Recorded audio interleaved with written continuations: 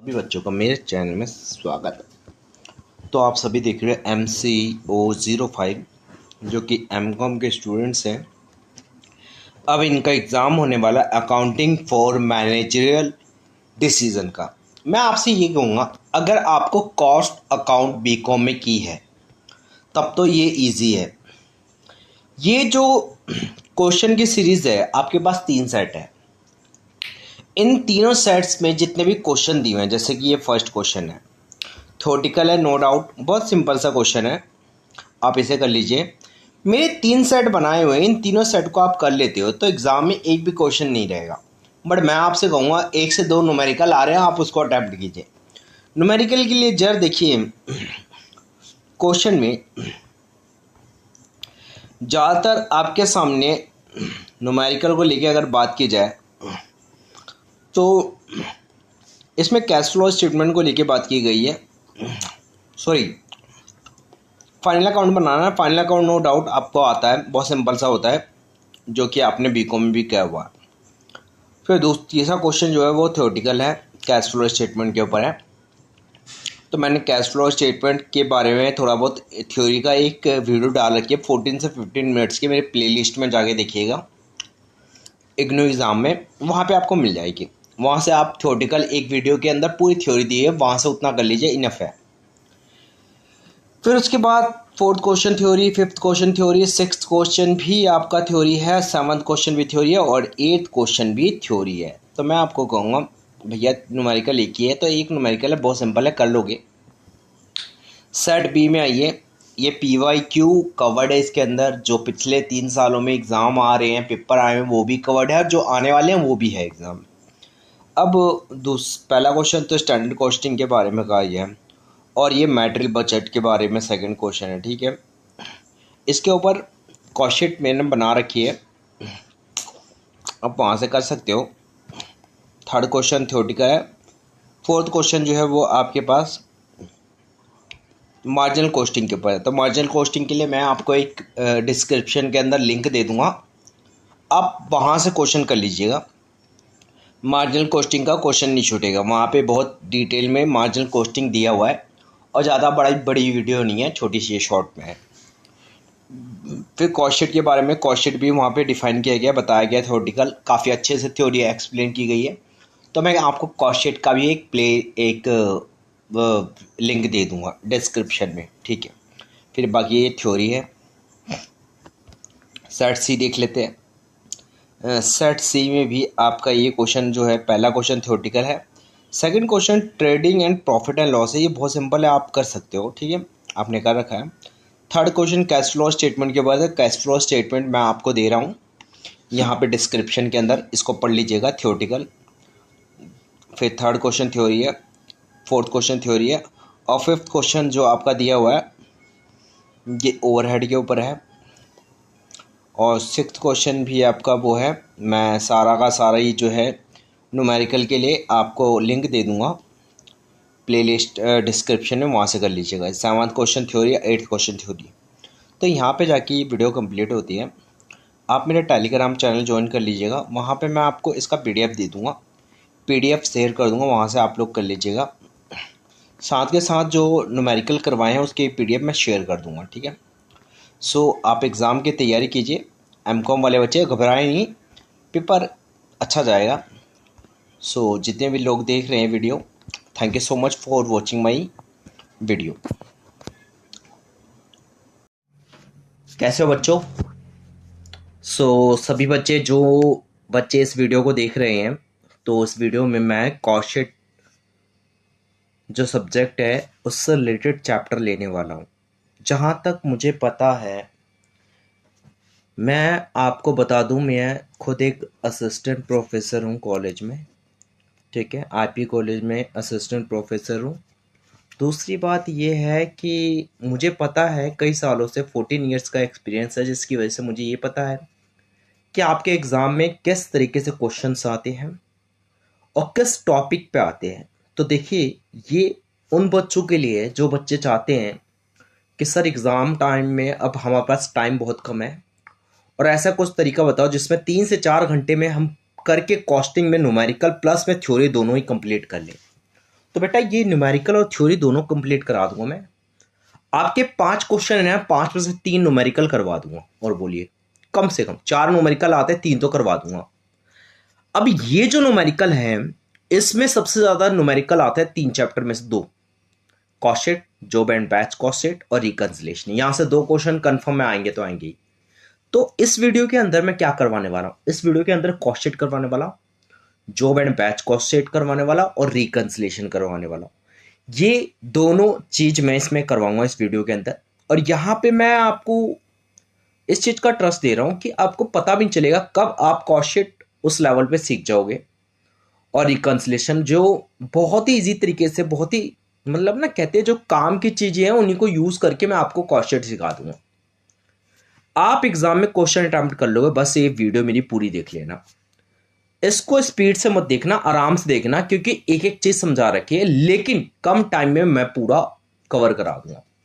2 घंटे की हो सकता है ये वीडियो हो, या 1 घंटे की हो, 1.5 घंटे की हो, इसके अंदर तीनों चैप्टर कंप्लीट कराऊंगा विद क्वेश्चन।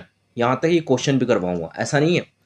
कॉस्ट के कम से कम 5 से 6 क्वेश्चन करवाऊंगा, जॉब एंड बैच कॉस्ट के 2 से 3 करवाऊंगा, रिकंसिलिएशन के 3 से 4 करवाऊंगा। ठीक है, तो नो डाउट आपका अच्छे से, मतलब कह रहा हूं ना, अच्छे से करवा के भेजूंगा। चलिए जानते हैं कॉस्ट को, समझते हैं कॉस्ट होती क्या है। देखिए कॉस्ट देखा जाए कि एक स्टेटमेंट होती है, कॉस्ट एक स्टेटमेंट होती है जो हम किस लिए बनाते हैं। हमारा बनाने का मेन पर्पस होता है कि हम कॉस्ट इसलिए बना रहे हैं कि कोई प्रोडक्ट मार्केट में लेकर आना है। ठीक है, सपोज आपको कोई प्रोडक्ट मार्केट में लेकर आना है, तो आप क्या करोगे, उस प्रोडक्ट को मार्केट में लाने से पहले उसकी कॉस्ट निकालोगे। कोई भी गुड्स लेकर आ रहे हो बेचने के लिए, सेल करने के लिए, तो आप उसकी 1 यूनिट, ज्यादा नहीं, सिर्फ 1 यूनिट को, 1 यूनिट की कॉस्ट मेजर करोगे।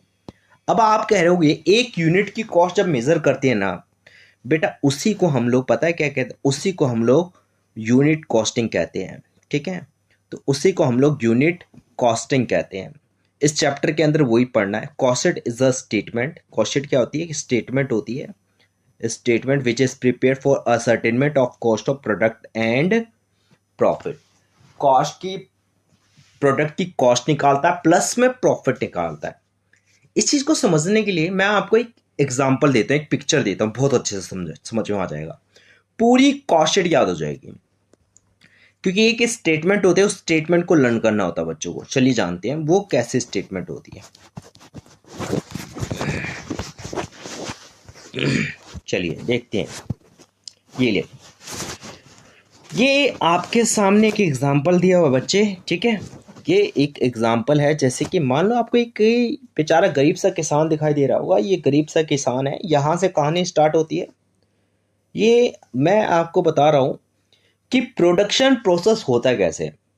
अगर आप किसी चीज को, रॉ मटेरियल को, देखो यहाँ पे रॉ मटेरियल है, रॉ मटेरियल को कहाँ लेके जा रहे हो, फिनिश गुड्स तक लेकर जा रहे हो, ताकि उसको मार्केट में सेल कर सको। यूज करने वाली चीज में, मतलब एक ऐसे गुड्स को जो यूज नहीं हो सकता, उसको आप इस कंडीशन में लेकर आते हो, फिनिश गुड्स में कन्वर्ट कर देते हो, ताकि आप उसको इजिली यूज कर सको। तो ये जो प्रोसेस होता है, प्रोडक्शन प्रोसेस होता है, वो कुछ इस तरीके से होता है।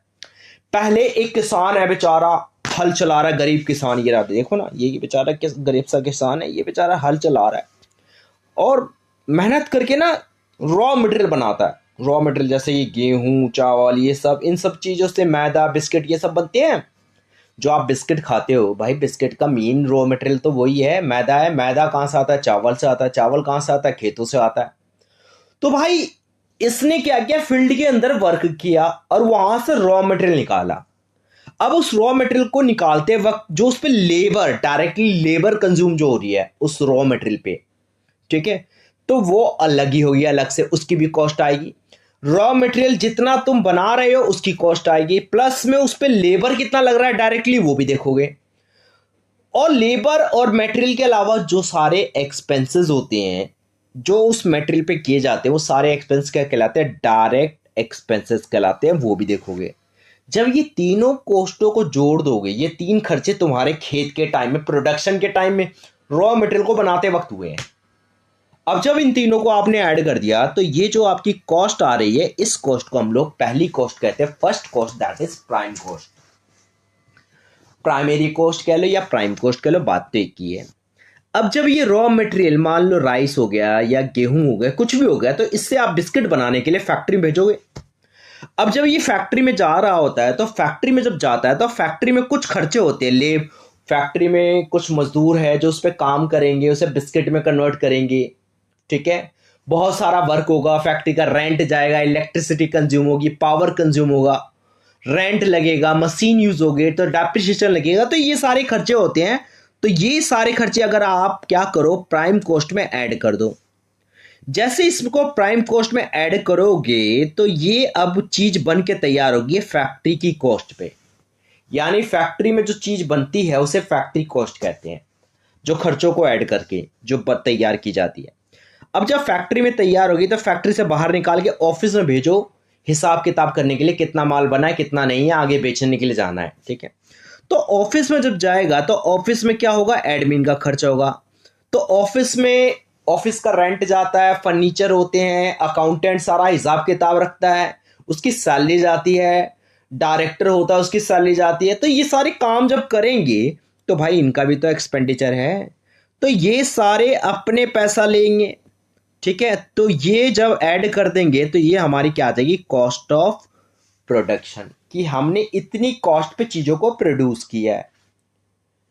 और या तो आप उसको सीधा कह सकते हो कॉस्ट ऑफ गुड्स सोल्ड, जिस गुड्स को आप बेचने जा रहे हो उसकी कॉस्ट इतनी है। बेचने जा रहे हो, बेच नहीं रहे हो, बेचने जा रहे हो, बिकेगा ये पता नहीं है, लेकिन बेचने जा रहे हो तो ये उसकी कॉस्ट हो गई। अब जब बेचने जाओगे तो बेचने के लिए भाई सेल्समैन चाहिए जो घर घर जाके चीजों को बेचेगा, एडवर्टीजमेंट करना पड़ेगा ताकि लोग हमारे पास आए, शोरूम में सामान खरीदने आए। शोरूम में सामान रखा होगा, बेचने के लिए भेजेंगे तो शोरूम का रेंट जाएगा, तो ये सारे गोडाउन का खर्चा जाएगा। तो ये सारे जो एक्सपेंसेस होते हैं सेलिंग करते वक्त और डिस्ट्रीब्यूट करते वक्त, जब ये चीजें बन के तैयार हो गई है, बिकने के लिए तैयार है, लेकिन अभी इसमें ये खर्चे बाकी है, तो इनको जब ऐड कर देते हैं तो फाइनली जो कॉस्ट आती है वो कहलाती है टोटल कॉस्ट। चलो अब तो सब कुछ बन के तैयार हो गया है, फाइनली सारा खर्चा हो गया। अब जाहिर सी बात है कि खर्चे तो हो गए हैं, तो हमारा मेन मकसद क्या होता है, चीज़ों को कस्टमर तक पहुंचाना। लेकिन कस्टमर तक जब पहुंचाएंगे तो हमारी कॉस्ट जब आएगी तो उसके अंदर अपना प्रॉफिट भी तो ऐड करेंगे, जी ऐड कर दो। और जब अपना प्रॉफिट ऐड करके इस कस्टमर के पास चीज़ों को भेजेंगे तो यही कहलाती है सेलिंग प्राइस। आई थिंक आपको ये डायग्राम से बहुत अच्छे से क्लियर हो गया होगा। मैंने आपको सारे आइटम याद करवा दिए, सारे आइटम याद करवा दिए। पहली होती है, याद करो, फर्स्ट होती है प्राइम कॉस्ट, जिसमें direct material, direct labour, direct expense को ऐड कर देते हैं। फिर इसमें फैक्ट्री एक्सपेंस को ऐड करते हैं तो फैक्ट्री कॉस्ट, फैक्ट्री कॉस्ट में ऑफिस और एडमिन ओवरहेड को ऐड करते हैं तो कॉस्ट ऑफ प्रोडक्शन, और जब इसमें सेलिंग डिस्ट्रीब्यूशन ओवरहेड ऐड करते हैं तो टोटल कॉस्ट, और टोटल कॉस्ट में प्रॉफिट ऐड करते हैं तो सेलिंग प्राइस। मैं आपको बता रहा हूँ ना, कहानी में सब कुछ याद करा दूंगा। पूरी कॉस्ट शीट ना, ये जो है कॉस्ट शीट जो एग्जाम में आ रही है, कभी जिंदगी में किसी से सीखने की जरूरत नहीं पड़ेगी, यहाँ पे देख लो। चलिए आगे चलते हैं।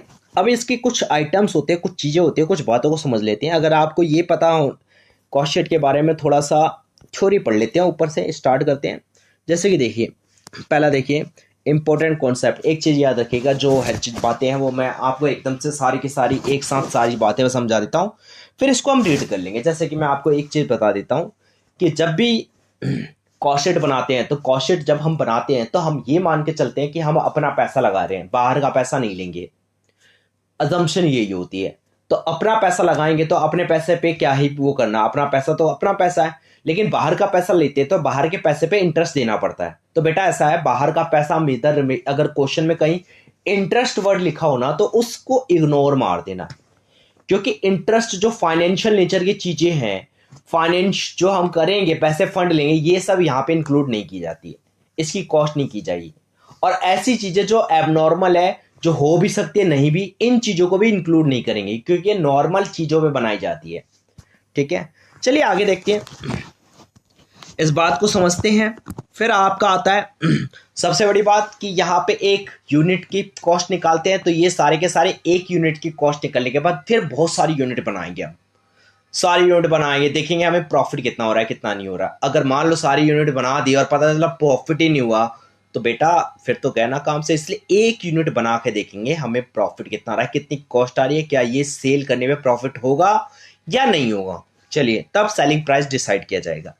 आगे हम लोग देखते हैं कि इससे कौन इंपॉर्टेंट कॉन्सेप्ट क्या है। सबसे पहले ये कि लार्ज यूनिट जब बनानी होती है, this concept techniques is adopted by those manufacture concern which identical goods on large scale. बहुत लंबे स्केल पे जो बनाना चाहते हैं वो लोग इस क्या नाम है टेक्निक को अडॉप्ट करते हैं। दूसरी बात कि ये टेक्निक के अंदर हम क्या कर रहे हैं, मेन क्या कर रहे हैं, मेन हम क्या कर रहे हैं भाई, यहाँ पे मेन हम कर रहे हैं सेलिंग प्राइस डिसाइड कर रहे हैं। इसके लिए कॉस्ट ऑफ सेल, जितनी गुड्स हम सेल करेंगे उसकी कॉस्ट प्लस में प्रॉफिट कर देंगे। चलिए आगे देखते हैं।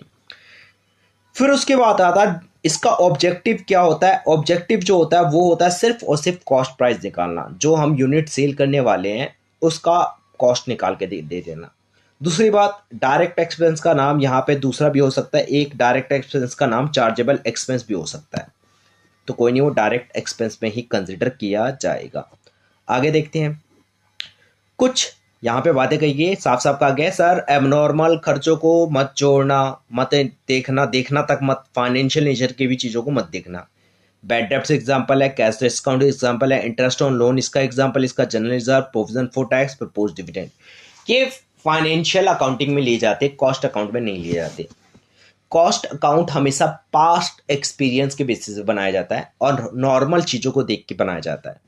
आगे देखते हैं क्लोजिंग स्टॉक, ये बेटा बाद में करना, अभी समझने की बात नहीं है। दूसरी बात, अगर मान लो कोई चीज़ स्क्रैप निकल गई है, लेट्स सपोज आपके पास स्क्रैप निकला है, तो इस स्क्रैप का क्या करोगे, तो स्क्रैप को बेच देंगे। अब बेचने से पैसा तो आएगा ही। आप किसी चीज़ की कॉस्ट बना रहे हो 100 रुपये और 10 रुपये का स्क्रैप निकल गया, तो बताओ कितना खर्चा होगा, 90 रुपीज़ ना, क्योंकि 10 रुपये तो रिकवर हो गए। तो आप क्या करो, raw material, purchase of raw material में से माइनस कर दो, या तो आप इसको क्या कर सकते हो, फैक्ट्री ओवरहेड में से माइनस कर सकते हो। फैक्ट्री में ही चीज बनती है ना, तो फैक्ट्री के खर्चों में से माइनस कर दो, ठीक है। या यहाँ पे परचेज ऑफ रॉ मटेरियल है। आगे चलते हैं। फिर उसके बाद देखते हैं 8th पॉइंट जो है वो है हमारा सेल प्राइस। क्वेश्चन में कहा गया, अगर क्वेश्चन में स्पेसिफाई नहीं है फैक्ट्री ओवरहेड क्या है, ऑफिस ओवरहेड क्या है, इन सब के बारे में नहीं लिखा हुआ, सीधा कॉस्ट लिखा हुआ है, इनके आइटम भी नहीं लिखे हुए हैं, सीधा ओवरहेड लिखा हुआ है, ये लिखा हुआ है, ये इतना खर्चा हुआ, ये इतना खर्चा हुआ, तो आप सीधा सेल्स प्राइस निकालोगे, उसके लिए सारे खर्चों को जोड़ दोगे, टोटल कॉस्ट को ऐड कर दोगे और टोटल कॉस्ट में क्या कर दोगे, प्रॉफिट को ऐड करके सेल्स प्राइस निकाल लोगे। अब जब हम कॉस्ट शीट बनाते हैं तो बेटा एक बात याद रखना, कॉस्ट शीट दो तरह की होती है, एक सिंपल कॉस्ट शीट होती है, एक स्पेसिफिक कॉस्ट शीट होती है। सिंपल कॉस्ट शीट कैसे बनती है और स्पेसिफिक कैसे बनती है, दोनों को डिस्कस करेंगे। चलिए 1 बाय 1 दोनों को डिस्कस करते हैं, समझते हैं। Simple cost sheet, simple cost sheet मैंने अभी थोड़ी देर पहले समझाया था आपको, वो एग्जांपल उसी का था।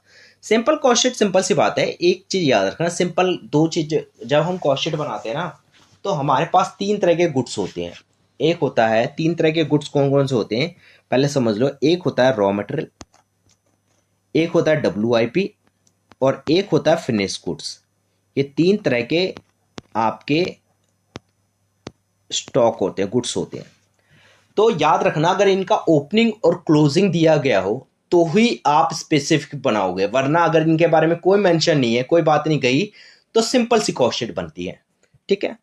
अब बाद में बात करेंगे ऐसा क्यों होता है इनकी वो स्पेसिफिक बनती है, पहले सिंपल कॉस्ट शीट को समझते हैं। सर मैंने आपको पहले ही बताया था, बहुत अच्छे अच्छे शब्दों में बताया था, वर्ड्स में बताया था, कहा था बेटा ऐसा है कि डायरेक्ट मटेरियल, देख ले बेटा यहां पे ध्यान दे, direct material, direct wages, direct expense, तीनों को ऐड कर, प्राइम कॉस्ट आई, आई कि नहीं आई। फिर इसमें फैक्ट्री ओवरहेड या मैन्युफैक्चरिंग ओवरहेड, वर्क ओवरहेड, ये तीनों नेम से जाने जाते हैं। फैक्ट्री ओवरहेड को इन 3 नाम से जाना जाता है, ये ऐड कर दे बेटा, फैक्ट्री और वर्क या मैन्युफैक्चरिंग की कॉस्ट आ जाएगी। ऑफिस एडमिन ओवरहेड ऐड कर दे, कॉस्ट ऑफ प्रोडक्शन COGS आ जाएगा। सेलिंग और डिस्ट्रीब्यूशन ओवरहेड ऐड कर दे, कॉस्ट ऑफ सेल्स आ जाएगा। प्रॉफिट ऐड कर दे, सेलिंग प्राइस आ जाएगा, ले, या लॉस ऐड माइनस कर दे। मैंने ये सारा बताया था, बिल्कुल वही है, वही एग्जांपल है, बिल्कुल अलग नहीं है भाई। चलिए आगे देखते हैं, फिर आगे समझते हैं। सर स्पेसिफिक कॉस्ट शीट क्या है। सर स्पेसिफिक कॉस्ट शीट को समझने से पहले कुछ बातों को समझते हैं। देखो, जब आप स्टॉक देखते हो, जब किसी इंसान का सामान क्या होता है, आता है और जाता है। किसी इंसान का सामान थोड़ा सा बनाने का है, उस पर पैकिंग करके उसको आगे बेचना होता है या अपना थप्पा लगा के बेचना होता है, तो वो लोग सिंपल कॉस्ट शीट बनाते हैं, क्योंकि ना तो उनका ओपनिंग होता है ना तो उनका क्लोजिंग होता है। स्टॉक एंड ट्रेड में डील करते हैं। लेकिन जिन बंदों का काम मैन्युफैक्चरिंग का होता है, वो तीन तरह के स्टॉक होते हैं। पहला, रॉ मटेरियल लेकर आते हैं वो मार्केट से। अब रॉ मटेरियल को फैक्ट्री में जब यूज करते हैं तो वो WIP में चेंज हो जाता है। इसका मतलब ये फैक्ट्री में वो बन के तैयार हो गया है, पर वो बिकने के लिए अभी नहीं गया। अब देखो, अगर बिकने के लिए नहीं गया तो इसका क्लोजिंग स्टॉक बच जाता है, तो वो रख लेते हैं, और आगे उसको बेचने के लिए जब बेचते हैं तो वो फिनिश गुड्स बन जाता है। याद रखना, तीसरा गुड्स जो होता है वो फिनिश गुड्स होता है। जब ये तीन गुड्स के ओपनिंग और क्लोजिंग इंफॉर्मेशन दी गई होती है तो ही हम स्पेसिफिक कॉस्ट शीट बनाते हैं। इन तीनों की ओपनिंग स्टॉक या क्लोजिंग स्टॉक दिया गया होगा तभी हम बनाएंगे, अदरवाइज नहीं बनाएंगे। चलिए अब आगे चलते हैं। स्पेसिफिक कॉस्ट शीट, यहाँ पे देखिए स्पेसिफिक कॉस्ट शीट कैसे बन रही है। सर, स्पेसिफिक कॉस्ट शीट बनाने के लिए सबसे पहले रॉ मटेरियल कंज्यूम लिया जाता है। रॉ मटेरियल कंज्यूम क्यों? क्योंकि हम ये देखते हैं कि हम रॉ मटेरियल कितना यूज कर रहे हैं। मैन्युफैक्चरिंग का काम है तो वहां पे क्या होता है, पहले स्टॉक हम खरीद के लाते हैं, पहले से पड़ा होता है ओपनिंग स्टॉक जो पिछले साल का है वो इस साल पहले यूज करेंगे। पहले यूज किसको करेंगे? जो पिछले साल का है वो इस साल का ओपनिंग हो जाएगा। और जितना रॉ मटेरियल आप खरीद के लाए वो यहाँ पे ऐड कर दो, और जितना आपका बच गया वो माइनस कर दो। मैं आपको एक एग्जांपल देता हूँ। जैसे ये मान लो 1000 यूनिट आपके पिछले साल के पड़े थे, तो पहले इसको बनाओ। 500 इस साल के हैं, खरीद के लाए हो, चलो इसको ऐड कर दो। और 300 यहाँ पे बच जाएंगे, तो 300 बच जाएंगे तो टोटल मिलाकर यूज कितने होंगे? तो आप कहोगे सर यहाँ पे टोटल मिलाकर यूज हुए हैं 1200। बस, ये आ गया रॉ मटेरियल कंज्यूम। कंज्यूम का मतलब जितना यूज हुआ है। फिर डायरेक्ट वेजेस को ऐड कर दो, डायरेक्ट एक्सपेंस को ऐड कर दो, प्राइम कॉस्ट आ गया आपके सामने। प्राइम कॉस्ट आने के बाद उसमें फैक्ट्री ओवरहेड को ऐड करते हैं, पता ही है आपको। तो ये ग्रॉस फैक्ट्री कॉस्ट आ जाएगा। दो तरह की कॉस्ट होती है फैक्ट्री वाली, एक ग्रॉस और एक नेट।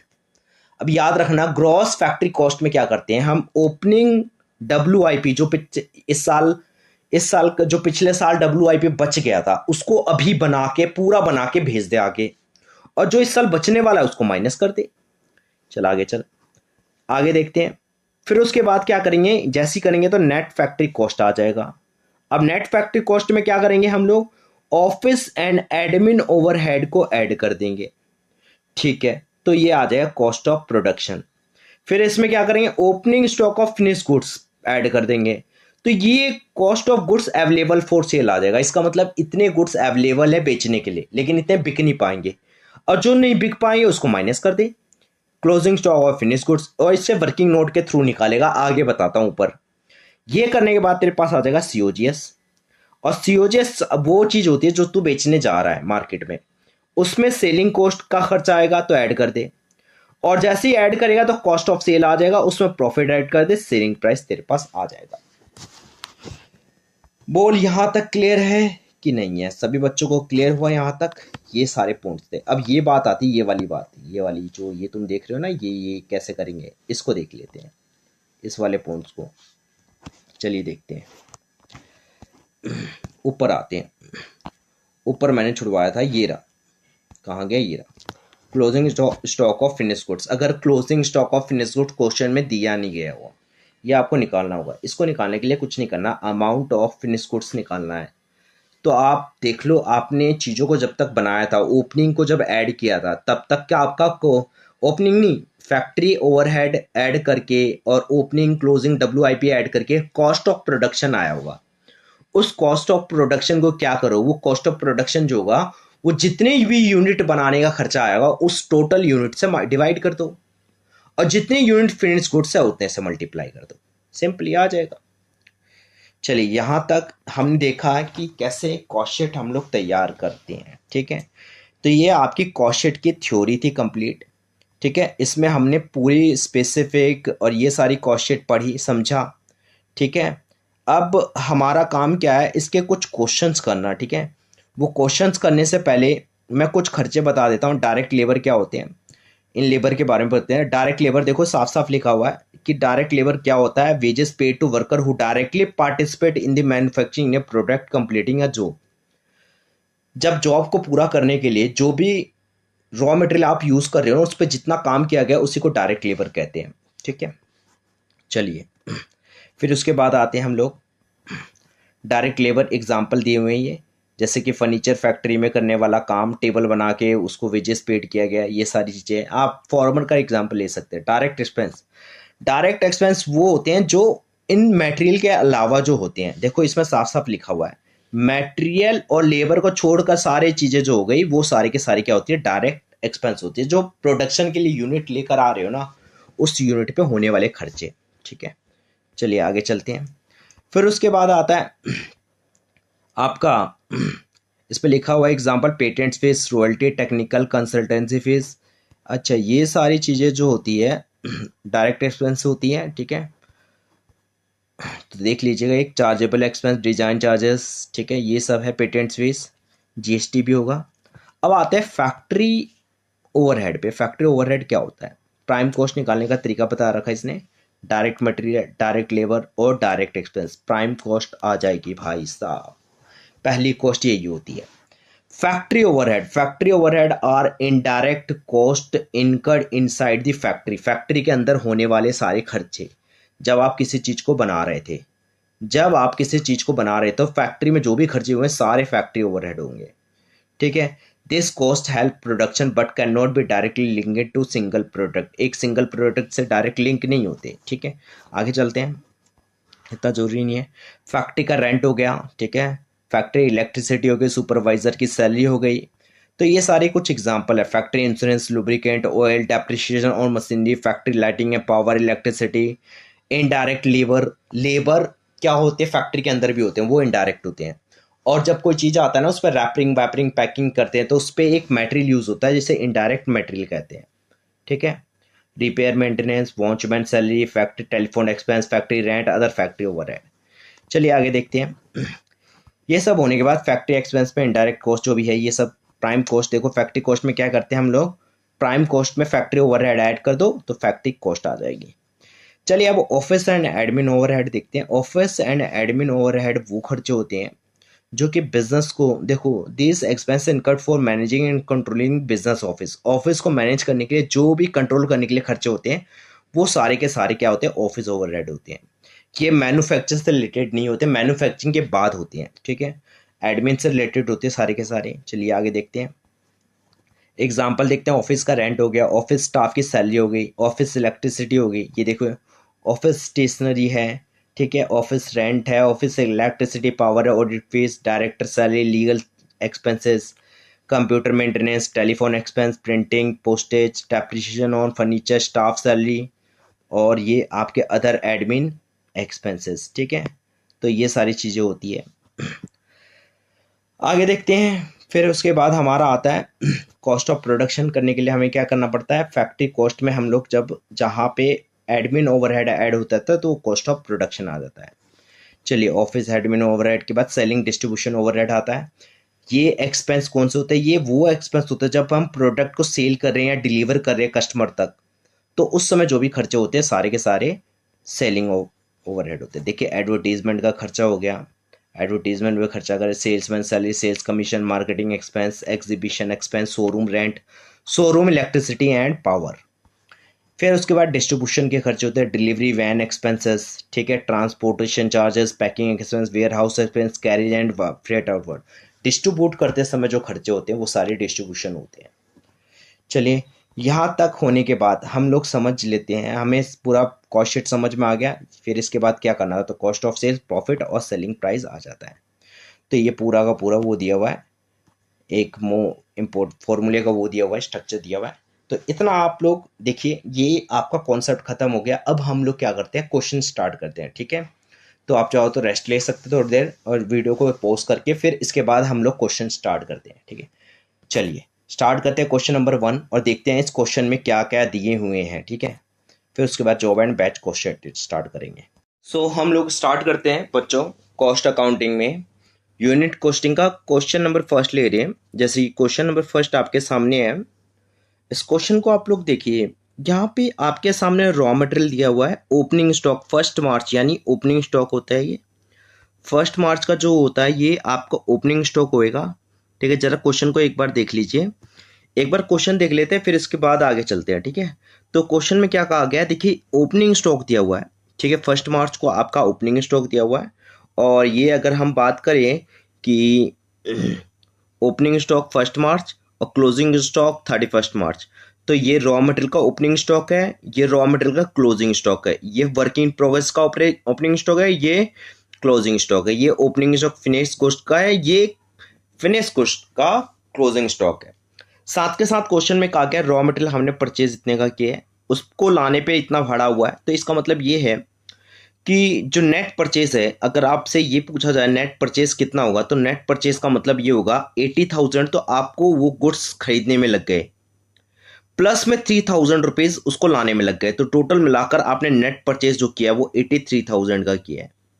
ये माइंड में रखना आप अपने। ठीक है, फिर क्वेश्चन में कहा गया है डायरेक्ट लेबर है। ठीक है, डायरेक्ट लेबर हमारा रॉ मटेरियल कंज्यूम का पार्ट हो, प्लस कर देते हैं तो हमारे पास क्या आ जाता है, प्राइम कॉस्ट आ जाता है। इनडायरेक्ट लेबर जो होता है वो हमारा फैक्ट्री में जाता है, सिंपल सी बात है, ये हमारा फैक्ट्री का होता है, फैक्ट्री ओवरहेड होता है। प्रिंटिंग एंड स्टेशनरी ऑफिस में होता है, फैक्ट्री का पावर दिया हुआ है, ऑफिस का पावर दिया हुआ है, तो शोरूम का दिया हुआ है, तो ऑफिस वाला ऑफिस में, शोरूम वाला सेलिंग एंड डिस्ट्रीब्यूशन में। चलिए आगे देखते हैं। फिर उसके बाद हम लोग चलते हैं, फिर हमारे पास इनडायरेक्ट मटेरियल दिया हुआ है, तो इनडायरेक्ट मटेरियल जो होता है ये फैक्ट्री में जाता है। मैनेजिंग डायरेक्टर रेम्युनरेशन है, ये बेटा एमडी रेम्युनरेशन जो होती है वो ऑफिस होती है। फैक्ट्री इंश्योरेंस जो है ये फैक्ट्री वाले में आएगा, फैक्ट्री है। डेप्रिसिएशन और मशीनरी, मशीनरी पे डेप्रिसिएशन फैक्ट्री में आता है। सेल्स पे कमीशन जो होता है वो सेलिंग वालों का होता है। रेंट फैक्ट्री का तो फैक्ट्री में जाएगा, ऑफिस का तो ऑफिस में जाएगा, शोरूम का तो सेलिंग में जाएगा, और लास्ट वन जो है वो है आपकी सेलिंग प्राइस। क्वेश्चन में पूछा गया है आपको क्वेश्चन बनानी है जिसके अंदर तो ये चीज निकालनी है, prime cost, work cost, cost of production, cost of sales, and last one is profit. चलिए वन बाय वन हम इस क्वेश्चन को समझते हैं, इसको करने की कोशिश करते हैं। देखिए ये क्वेश्चन जो है आपके सामने दिया हुआ है, इस क्वेश्चन को आप ऐसे कर सकते हो जैसे कि आप मान के चलो कि आपको सबसे पहले रॉ मटेरियल कंज्यूम निकालना है, स्पेसिफिक कॉस्ट शीट बनानी है। पहले आइडेंटिफाई करो सिंपल कॉस्ट शीट होगी या ये स्पेसिफिक कॉस्ट शीट होगी। तो क्वेश्चन जो कह रहा है, क्वेश्चन की इंफॉर्मेशन के अकॉर्डिंग तो ये स्पेसिफिक कॉस्ट शीट की बात कर रहा है। तो स्पेसिफिक कॉस्ट शीट कैसे बनाते हैं, ध्यान दीजिएगा। सबसे पहले हम लोग रॉ मटेरियल कंज्यूम निकालते हैं, वही डायरेक्ट मटेरियल होता है, तो उसके लिए opening stock of raw material लेंगे जो कि हमारे पास 10,000 है। ठीक है, ये आपने ले लिया 10,000। परचेज ऑफ रॉ मटेरियल जो कि मैंने आपको निकाल के दिखा दिया 83,000, और closing stock of raw material 12,000 है। ये टोटल क्या, तो ये 81,000 आ गया प्लस माइनस करने के बाद। डायरेक्ट लेबर जो है आपके पास 70,000 क्वेश्चन में दिया हुआ है, ये देखिए यहां से उठा लिया मैंने डायरेक्ट लेबर, ये यहां से उठा लिया। ठीक है, फिर फैक्ट्री ओवरहेड ऐड करते हैं इसमें बच्चे। तो फैक्ट्री ओवरहेड जो हम लोग ऐड करेंगे वो हम लोग क्या लेंगे, देखिए जरा। फैक्ट्री ओवरहेड जो लेने वाले हैं वो है हमारा, फैक्ट्री ओवरहेड में इनडायरेक्ट लेबर ले लो पहले। फर्स्ट तो आप इनडायरेक्ट लेबर ले लोगे। ठीक है, इनडायरेक्ट लेबर के बाद आप लोग क्या करोगे, पावर लोगे, फैक्ट्री का पावर। ठीक है, इनडायरेक्ट मटेरियल दिया हुआ था, इंश्योरेंस दिया हुआ था, डेप्रिसिएशन और मशीनरी दी था, और रेंट दिया हुआ था। ये सारे आइटम दिए हुए थे तो हमने इसको ले लिया, इसका सम किया 146,000 आ गया। ये हमारे पास टोटल आ जाएगा फैक्ट्री कॉस्ट। ठीक है, तो फैक्ट्री कॉस्ट जब आएगा तो फैक्ट्री कॉस्ट के अंदर हम लोग क्या करेंगे, opening stock of WIP, opening stock of WIP plus कर देंगे, closing stock of WIP minus कर देंगे, ये हमारे पास नेट फैक्ट्री कॉस्ट आ जाएगा। फिर इसमें ऑफिस एंड एडमिन ओवरहेड को ऐड करना है। तो ऑफिस के खर्चे जो होते हैं, प्रिंटिंग एंड स्टेशनरी हमने देखा था ऊपर, सबसे पहले हमने देखा यहाँ पे प्रिंटिंग एंड स्टेशनरी हमारे पास एक्सपेंस दिया हुआ है, साफ साफ लिखा हुआ है प्रिंटिंग एंड स्टेशनरी का आपका 5,000, ये रहा, देखिए देखिए जरा, ये ध्यान से देखिए, ये रहा 5,000। ठीक है, तो मैं आपको दिखा रहा हूँ, ये रहा आपका 5,000 प्रिंटिंग एंड स्टेशनरी। फिर इसके बाद आपका आएगा पावर, पावर इसके नीचे दिया हुआ फैक्ट ऑफिस वाला। ऑफिस वाले के बाद आ जाएगा MD की सैलरी। ठीक है, MD की सैलरी ले ली। फिर उसके बाद आ जाएगा रेंट, आ जाएगा रेंट ले लिया, और फिर उसके बाद ख़त्म। बस इनको टोटल कर दो, ये आपके पास आ जाएगा। टोटल किया तो ये आपके पास आया,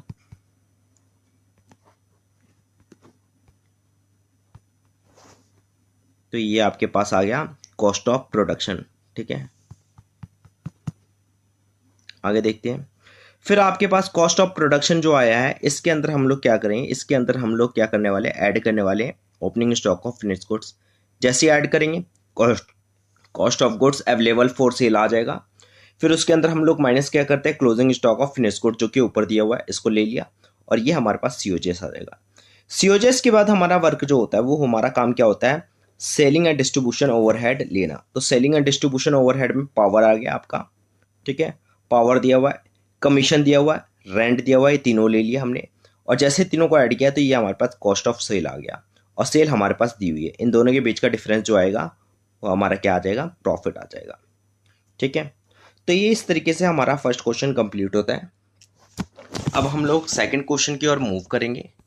ठीक है, चलिए देखते हैं सेकंड क्वेश्चन जो है वो कैसे किया जाएगा। तो सेकंड क्वेश्चन की ओर मूव करते हैं। तो ये सेकंड क्वेश्चन है आपके सामने। ठीक है, देखिए जरा सेकंड क्वेश्चन में क्या करना है। तो सेकंड क्वेश्चन जो दिया हुआ है ये बहुत सिंपल सा क्वेश्चन है। सबसे पहले रॉ मटेरियल दिया हुआ है दिसंबर 1, दिसंबर 31। ऊपर देखिए रॉ मटेरियल WIP दिया हुआ है। ठीक है, यहाँ पे आप लोग एक बार ध्यान दीजिएगा, ये दिसंबर 1 और दिसंबर 31 ये क्लोजिंग ओपनिंग क्लोजिंग है। तो opening raw material, closing raw material, ठीक है, ये दिया हुआ है। Work in progress opening closing, opening finish goods, closing finish goods. Raw material purchase दिया हुआ है सीधा। ठीक है, डायरेक्ट लेबर जो है वो 16,000 है, जो कि 160% है फैक्ट्री ओवरहेड का। इसकी ट्रीटमेंट बाद में कर लेंगे। सेलिंग एक्सपेंस 3400 है, एडमिन एक्सपेंस 2600 है, जिसमें 600 की कॉस्ट एब नॉर्मल है। बेटा मैंने आपको पहले बताया था एब नॉर्मल कॉस्ट को हमेशा हम कंसिडर नहीं करेंगे, इसको निकाल के चलेंगे। ठीक है, तो इसको हटा देंगे तो 2000 आज का एडमिन एक्सपेंस आ जाएगा। सेल्स दिया हुआ 75,000। चलिए देखते हैं इस क्वेश्चन को करते हैं। बहुत सिंपल सा क्वेश्चन है। तो हम लोग क्या करेंगे इस क्वेश्चन के लिए, इस क्वेश्चन के लिए सबसे पहले हम लोग ओपनिंग स्टॉक लेंगे, raw material purchase of raw material दिया हुआ है और closing stock of raw material minus कर देंगे, ये आ जाएगा आंसर। ठीक है, फिर डायरेक्ट लेबर आपके पास जैसे कि क्वेश्चन में दिया हुआ 16,000 ले लिया। ठीक है, फिर प्राइम कॉस्ट आ गया। प्राइम कॉस्ट में वर्क फैक्ट्री ओवरहेड को ऐड करेंगे। फैक्ट्री ओवरहेड के बारे में इंफॉर्मेशन दी हुई है बेटा, ये दी। ठीक है, ये उठा के अब इसको कैसे करते हैं चलिए देखते हैं। इसको करने के लिए डायरेक्ट लेबर क्वेश्चन में कितना है, डायरेक्ट लेबर कहा गया 160% ऑफ फैक्ट्री ओवरहेड है। तो 160% ऑफ फैक्ट्री ओवरहेड है, तो 160% को नीचे ले गए। जैसे 16,000 को 160% से डिवाइड करेंगे तो 10,000 आ जाएगा, यानी फैक्ट्री ओवरहेड की वैल्यू आ जाएगी 10,000, जिसको हमने यहाँ पे चिपका दिया। ठीक है, और जैसे यहाँ पे चिपकाया तो ग्रॉस फैक्ट्री कॉस्ट आ गया। ग्रॉस फैक्ट्री कॉस्ट में ओपनिंग स्टॉक और WIP 8,000 था जो हमने ऊपर देखा, क्लोजिंग इतना था, माइनस कर दिया, ये नेट फैक्ट्री कॉस्ट आ गया। ऑफिस एंड एडमिन ओवरहेड जो कि हमारे पास 2000 है, 600 को हटा देंगे, ये हमारे पास कॉस्ट ऑफ प्रोडक्शन आ जाएगा। Opening stock of finish goods हमने ऊपर देखा कि कितना दिया हुआ है, हमारे पास 14,000 दिया हुआ है, क्लोजिंग इतना दिया हुआ है तो माइनस कर दिया, ये हमारे पास सीओजीएस आ गया।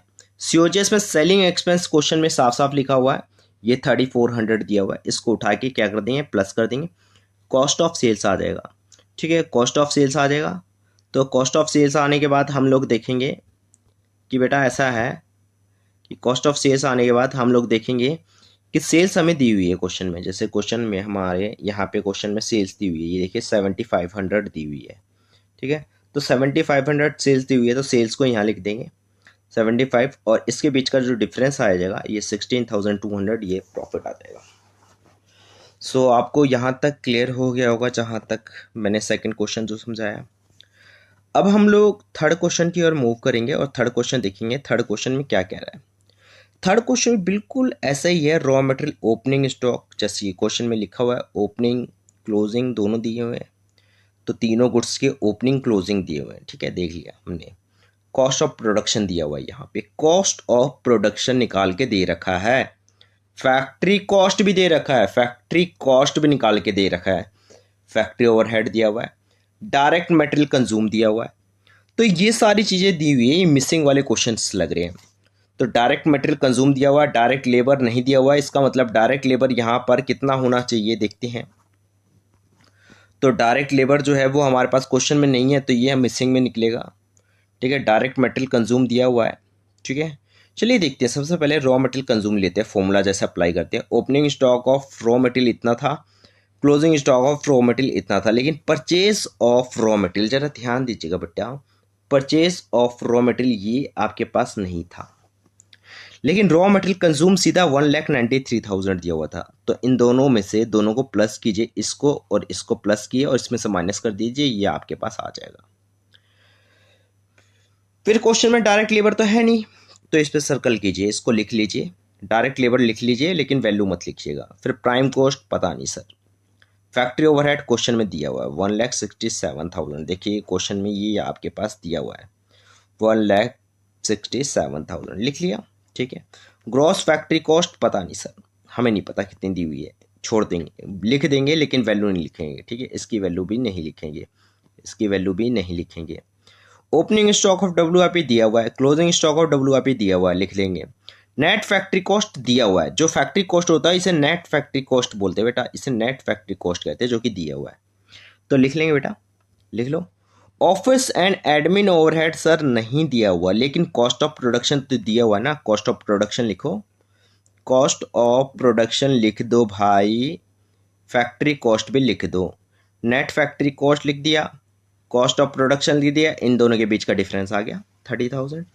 बहुत सिंपल है, चलिए आगे देखते हैं।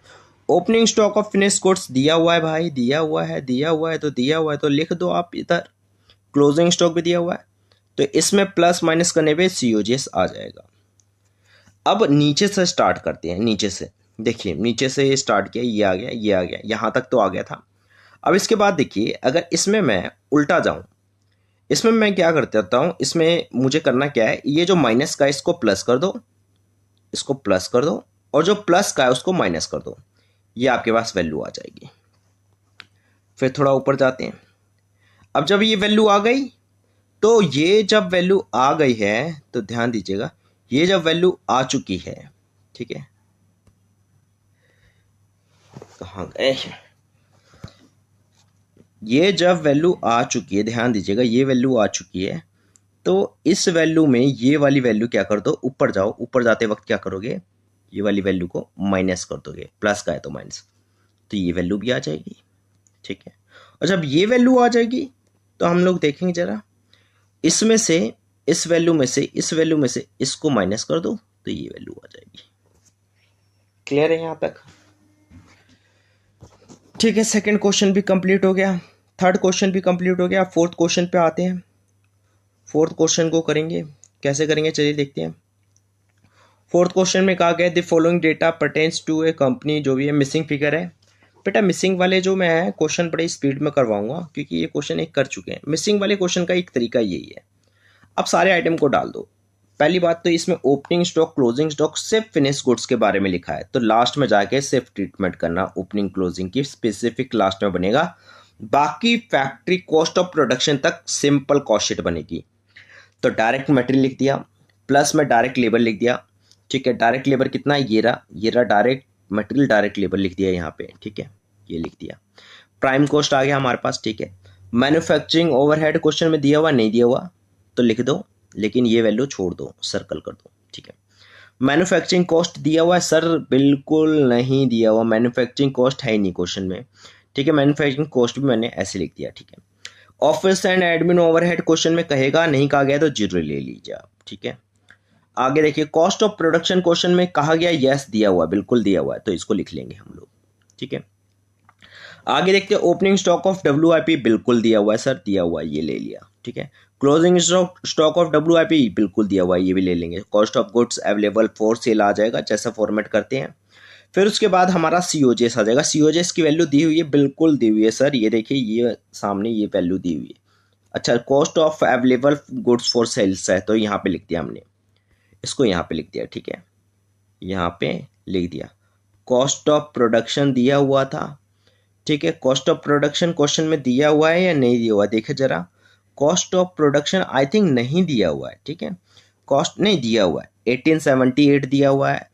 Opening stock of WIP finish goods I think ये नहीं दिया हुआ, ये आपके पास नहीं दिया हुआ। ठीक है, इस क्वेश्चन के अंदर ये नहीं दिया हुआ, ठीक है। ये दिया हुआ है और ये दिया हुआ है, तो इन दोनों के बीच का जो डिफरेंस होगा वो ये आ जाएगा, ठीक है। फिर आपके पास क्लोजिंग स्टॉक और फिनिश गुड्स दिया हुआ है, यस दिया हुआ है 94 कर दो तो सीओजीएस आपके सामने आ जाएगा। क्लियर है, सीओजीएस तक की वैल्यू आपने निकाल ली है, ठीक है। सीओजीएस तक की वैल्यू आपने निकाल ली है। तो जब सीओजीएस तक की वैल्यू आ चुकी है, अब हम लोग क्या करेंगे, ध्यान दीजिएगा। सीओजीएस की वैल्यू आ गई है तो हम लोग आगे नीचे से ऊपर की तरफ जाएंगे। जैसे नीचे से ऊपर की ओर जाएंगे तो यहाँ पे 0 है, ये 1878 आ जाएगा। बोलिए क्लियर है कि नहीं है। तो ये 1878 आ जाएगा, इस पूरे में से 0 है, ये 1878। फिर प्राइम कॉस्ट आपके पास क्वेश्चन में दिया हुआ था, बिल्कुल दिया हुआ था, तो प्राइम कॉस्ट और इसके बीच का डिफरेंस जो आएगा ये आ जाएगा। बस क्वेश्चन फिनिश। तो इसी तरीके से फोर्थ क्वेश्चन भी हो गया। अब आते हैं सीधा फिफ्थ क्वेश्चन पे। बेटा फिफ्थ क्वेश्चन मैं सीधा सीधा समझा दे रहा हूँ क्योंकि ये बिल्कुल थर्ड का कॉपी है। रॉ मटेरियल दिया हुआ है, वर्क इन प्रोग्रेस दिया हुआ है, ये बिल्कुल वही है, बस थोड़ा सा चेंजेस है। तो हमने ये कर दिया, इसको हमने प्लस माइनस करके क्या निकाल लिया, ये रॉ मटेरियल कंज्यूम निकाल लिया। डायरेक्ट लेबर जो था क्वेश्चन में दिया हुआ था, ये रहा डायरेक्ट लेबर। क्वेश्चन में कितना दिया हुआ है, चलिए देखते हैं। डायरेक्ट लेबर जो है क्वेश्चन में, आई थिंक ये क्वेश्चन थोड़ा सा चेंज है, चलिए कोई नहीं, ये क्वेश्चन सेम टू सेम है वही वाला। तो इसके लिए जो क्वेश्चन है वो हम लोग देखते हैं, ठीक है। दिखाई दे रहा है ये क्वेश्चन जो है, इस क्वेश्चन को करने से पहले हम लोग समझ लेंगे, अगर ये क्वेश्चन आपने कर लिया तो मैं आपको श्योरिटी दे रहा हूँ कि आपका एग्जाम में जो भी कॉस्ट का क्वेश्चन आएगा वो रहेगा नहीं। वो श्योर है कि ये क्वेश्चन कंप्लीट करने के बाद आपके कोई क्वेश्चन रहने वाले नहीं है, ठीक है। तो आप ये लास्ट क्वेश्चन है कॉस्ट का, इसको अच्छे से पढ़िए, समझिए और देखिए, ठीक है। एक बार ना समझ में आए तो 2 बार पॉज करके देखिए, लेकिन मैं आपको श्योरिटी दे रहा हूँ इस क्वेश्चन को कर लीजिएगा बहुत अच्छे से। जैसे क्वेश्चन में स्टार्टिंग में देखिए, stock of raw material, opening stock दिया हुआ है क्वेश्चन में, जरा ध्यान से देखिएगा। ओपनिंग स्टॉक दिया हुआ है, क्लोजिंग स्टॉक दिया हुआ है, मटेरियल परचेज किया वो भी दिया हुआ है, डायरेक्ट वेजेस भी दिया हुआ है। इनसे तो हम प्राइम कॉस्ट निकाल लेंगे। एक चीज तो श्योर है कि जब ओपनिंग क्लोजिंग रॉ मटेरियल के बारे में दिया गया होता है तो हमें ये श्योर होता है कि हमें स्पेसिफिक कॉस्ट शीट बनानी है। लेकिन बात इतनी है कि बस इसके बारे में, रॉ मटेरियल के बारे में, बाकी वो WIP, फिनिश गुड्स, इनके बारे में कोई इंफॉर्मेशन नहीं है। तो हम क्या करेंगे, सिर्फ और सिर्फ ऊपर तक प्राइम कॉस्ट तक स्पेसिफिक बनाएंगे और उसके बाद सिंपल कॉस्ट शीट बनाएंगे। तो देखिए, आप लोग ओपनिंग स्टॉक को क्या करते हैं, उसमें रॉ मटेरियल परचेज को प्लस करते हैं, लेकिन इससे पहले मटेरियल लाते वक्त अगर कोई एक्सपेंस हुआ है तो उसको ऐड करेंगे। जैसे क्वेश्चन में इनडायरेक्ट वेजेस तो फैक्ट्री ओवरहेड हो गया, ठीक है, इसको फैक्ट्री में डाल दिया। ये सैलरी टू एडमिन स्टाफ, ये ऑफिस वाला हो गया। फ्रेट इनवर्ड, यस मिल गया, इसके अंदर ऐड कर देंगे तो ये आ जाएगा 832 ए, और ये 32 864 आ जाएगा, ठीक है। तो ये आ गया हमारे पास, साथ के साथ लिख लेते हैं। जैसे कि ओपनिंग स्टॉक हमने यहाँ पे लिख लिया, 188,000 यहाँ है तो इसको हमने यहाँ डाल दिया। फिर क्लोजिंग स्टॉक 2 लाख है तो 2 लाख हमने यहाँ डाल दिया, और ये हमारा ये है नेट परचेज तो ये डाल दिया, ये हमारे पास ये वैल्यू आ गई। फिर डायरेक्ट लेबर क्वेश्चन में दिया गया होगा, ये रहा क्वेश्चन में 2,38,400, इसको ले लिया तो ये हमारे पास प्राइम कॉस्ट की वैल्यू आ जाती है। प्राइम कॉस्ट में हम लोग फैक्ट्री ओवरहेड ऐड करते हैं। फैक्ट्री ओवरहेड के लिए फैक्ट्री ओवरहेड की कुछ एक्सपेंसेस देखे जाएंगे, जैसे कि इनडायरेक्ट वेजेस को ले लो, उठा लो यहाँ से, ये फैक्ट्री का है। फ्रेट आउटवर्ड छोड़ दो, सेलिंग का है। कैश डिस्काउंट इग्नोर करेंगे, एबनॉर्मल है। बैड डेब्ट्स एबनॉर्मल है। Repair to plant and machinery इसको ले लेंगे, ठीक है। 2 चीज़ें हो गई, तो repair and plant and machinery इसको ले लिया और आपने इनडायरेक्ट वेजेस को ले लिया, ठीक है। अब देखते हैं उसके बाद हम लोग किस किस को लेते हैं फैक्ट्री में। फिर रेंट एंड रेट्स फैक्ट्री का दिया हुआ है, इसको ले लो। ट्रैवलिंग एक्सपेंस छोड़ दो। फैक्ट्री का जो है प्लांट एंड मशीनरी इसको ले लो, ठीक है। डेप्रिसिएशन जो है प्लांट एंड मशीनरी पे। इलेक्ट्रिसिटी चार्जेस फैक्ट्री का ये ले लो। फ्यूल चार्जेस फैक्ट्री में यूज़ होते हैं, ये ले लो। और बस खत्म, इन सबको ले लिया। फिर इसके बाद लास्ट में एक इन्फॉर्मेशन दी हुई है, क्वेश्चन में कहा कि मैनेजर जो है वो अपना टाइम जो एक्सपेंड कर रहा है वो 20% फैक्ट्री में देता है और 80% ऑफिस में। तो 20%, अगर मैं 48,000 का 20% निकालना चाहूँ तो मेरा 48,000 का 20% 9600 आएगा, जो कि मैंने यहाँ पे ले लिया, ठीक है। तो इन सब चीज़ों को मैंने 1 बाय 1 ले लिया। अब इनको प्लस कर दो तो ये आ जाएगा। ठीक है, चलिए आप आगे देखते हैं। ये इससे हमारा क्या आ गया, इससे हमारा आ गया फैक्ट्री कॉस्ट। ठीक है, अब हम लोग समझेंगे फैक्ट्री कॉस्ट आने के बाद हमारा मेन काम क्या रह जाता है। फैक्ट्री कॉस्ट आने के बाद अब इसमें हम ऑफिस एंड एडमिन ओवरहेड लेंगे। तो ऑफिस एंड एडमिन ओवरहेड हम लोग स्टार्ट करते हैं। चलिए हम लोग येलो वाले से ब्लू वाले से देख लेते हैं। ऑफिस का खर्चा जो होता है वो सैलरी दी गई है स्टाफ को, ये ले लिया। ठीक है, फ्रैट छोड़ दो, इनवर्ड हो चुका है, आउटवर्ड बाद में देखें, सीलिंग वालों को होता है। ठीक है, रेंट रेट्स, ये रहा रेंट्स, इसको भी ले लो, 2 हो गए। ट्रैवलिंग एक्सपेंस जो होता है वो ट्रैवल का काम होता है, सेलिंग वाले करते हैं। ठीक है, छोड़ दो इसको भी। सेल्समैन से सैलरी, ये भी सेलिंग वालों को होता है। फर्नीचर डेप्रिसिएशन पे 3 मिल गया। ठीक है, 3 आइटम हो गए। फिर डायरेक्टर फीस भी भाई साहब ऑफिस में ही होता है। ठीक है, ये भी ले लिया, 3-4 हो गए। फिर उसके बाद जनरल चार्जेस ले लो, ये भी फैक्ट्री ऑफिस में होता है, तो 5 हो गए। तो 5 हो गए, और मैनेजर सैलरी बाकी का 80% जो बच गया वो ले लीजिए, 6 हो गए। तो देखिए 1 2 3 4 5 6, 6 के 6 आइटम ले लिए। अब आगे देखते हैं। आगे इसको ऐड करने के बाद हमारे पास जो आता है उसे कहते हैं हम लोग कॉस्ट ऑफ प्रोडक्शन। तो ये हमारे पास कॉस्ट ऑफ प्रोडक्शन आ गया। इसके अंदर हम लोग सेलिंग और डिस्ट्रीब्यूशन ओवरहेड करेंगे। सेलिंग डिस्ट्रीब्यूशन ओवरहेड ज़्यादा नहीं है, थोड़े से हैं। जैसे नीचे से देख लीजिए, मैनेजर सैलरी हो चुका, जनरल चार्जेस हो चुका, ये सारी चीज़ें हो चुकी हैं। सीधा ऊपर जाइए, सेल्समैन की सैलरी। जैसे ये क्वेश्चन में सेल्समैन की सैलरी दी हुई है, तो भैया सेल्समैन की जो सैलरी है इसको हम लोग चाहे तो ये भैया ये हमारा सेलिंग का खर्चा होता है, ट्रैवलिंग वाला होता है। 2 हो गए। ठीक है, आगे चलते हैं। 2 होने के बाद ऊपर देखिए फ्रैट आउटवर्ड था, 3 हो गए। ये तीनों को क्या कर देंगे हम लोग, ऐड कर देंगे। तीनों को क्या कर देंगे हम लोग, फ्रैट आउटवर्ड को ऐड कर देंगे। चलिए देखते हैं, फ्रैट आउटवर्ड जैसे ही ऐड करेंगे तो ये हमारे पास तीनों चीज़ों को ऐड कर दिया। तो ये हमारे पास क्या आ चुका है, ये हमारे पास आ चुका है कि भैया इन तीनों को ऐड कर देंगे तो ये आ जाएगा cost of sales, total cost, जो कि आई थिंक क्वेश्चन में इतना ही निकालना था, यहीं तक निकालना था।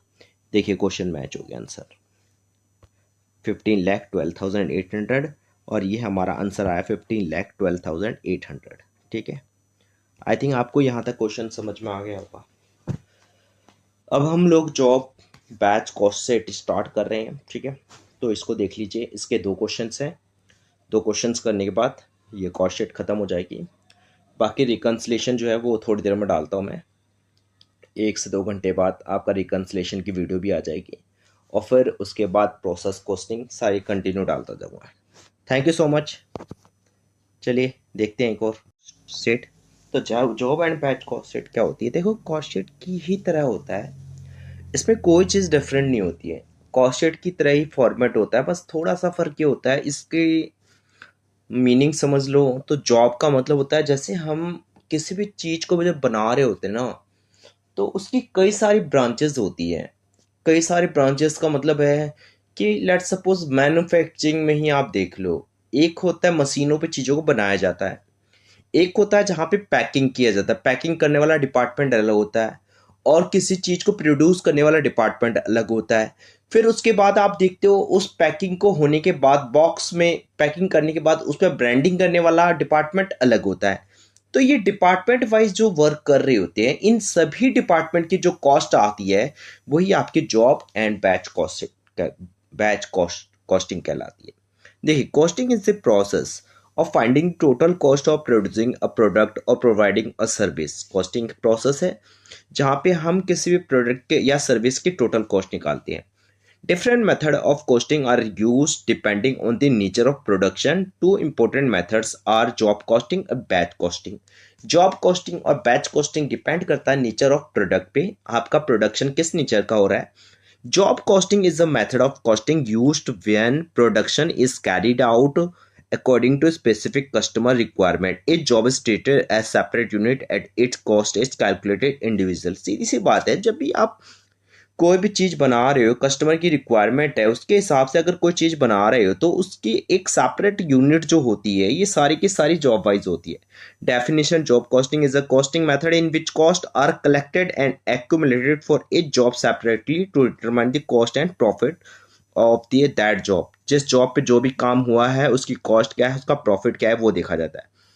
फिर आता है batch costing. Batch costing is a method of costing where a group of identical product is treated as one cost unit. It is extension of job costing. Job costing को हम थोड़ा सा एक्सटेंड करके देखते हैं। अगर हम उसे बैच में डिवाइड कर देते हैं, ये बैचेस में इतनी चीज़ों को बनाया जा रहा है, ठीक है।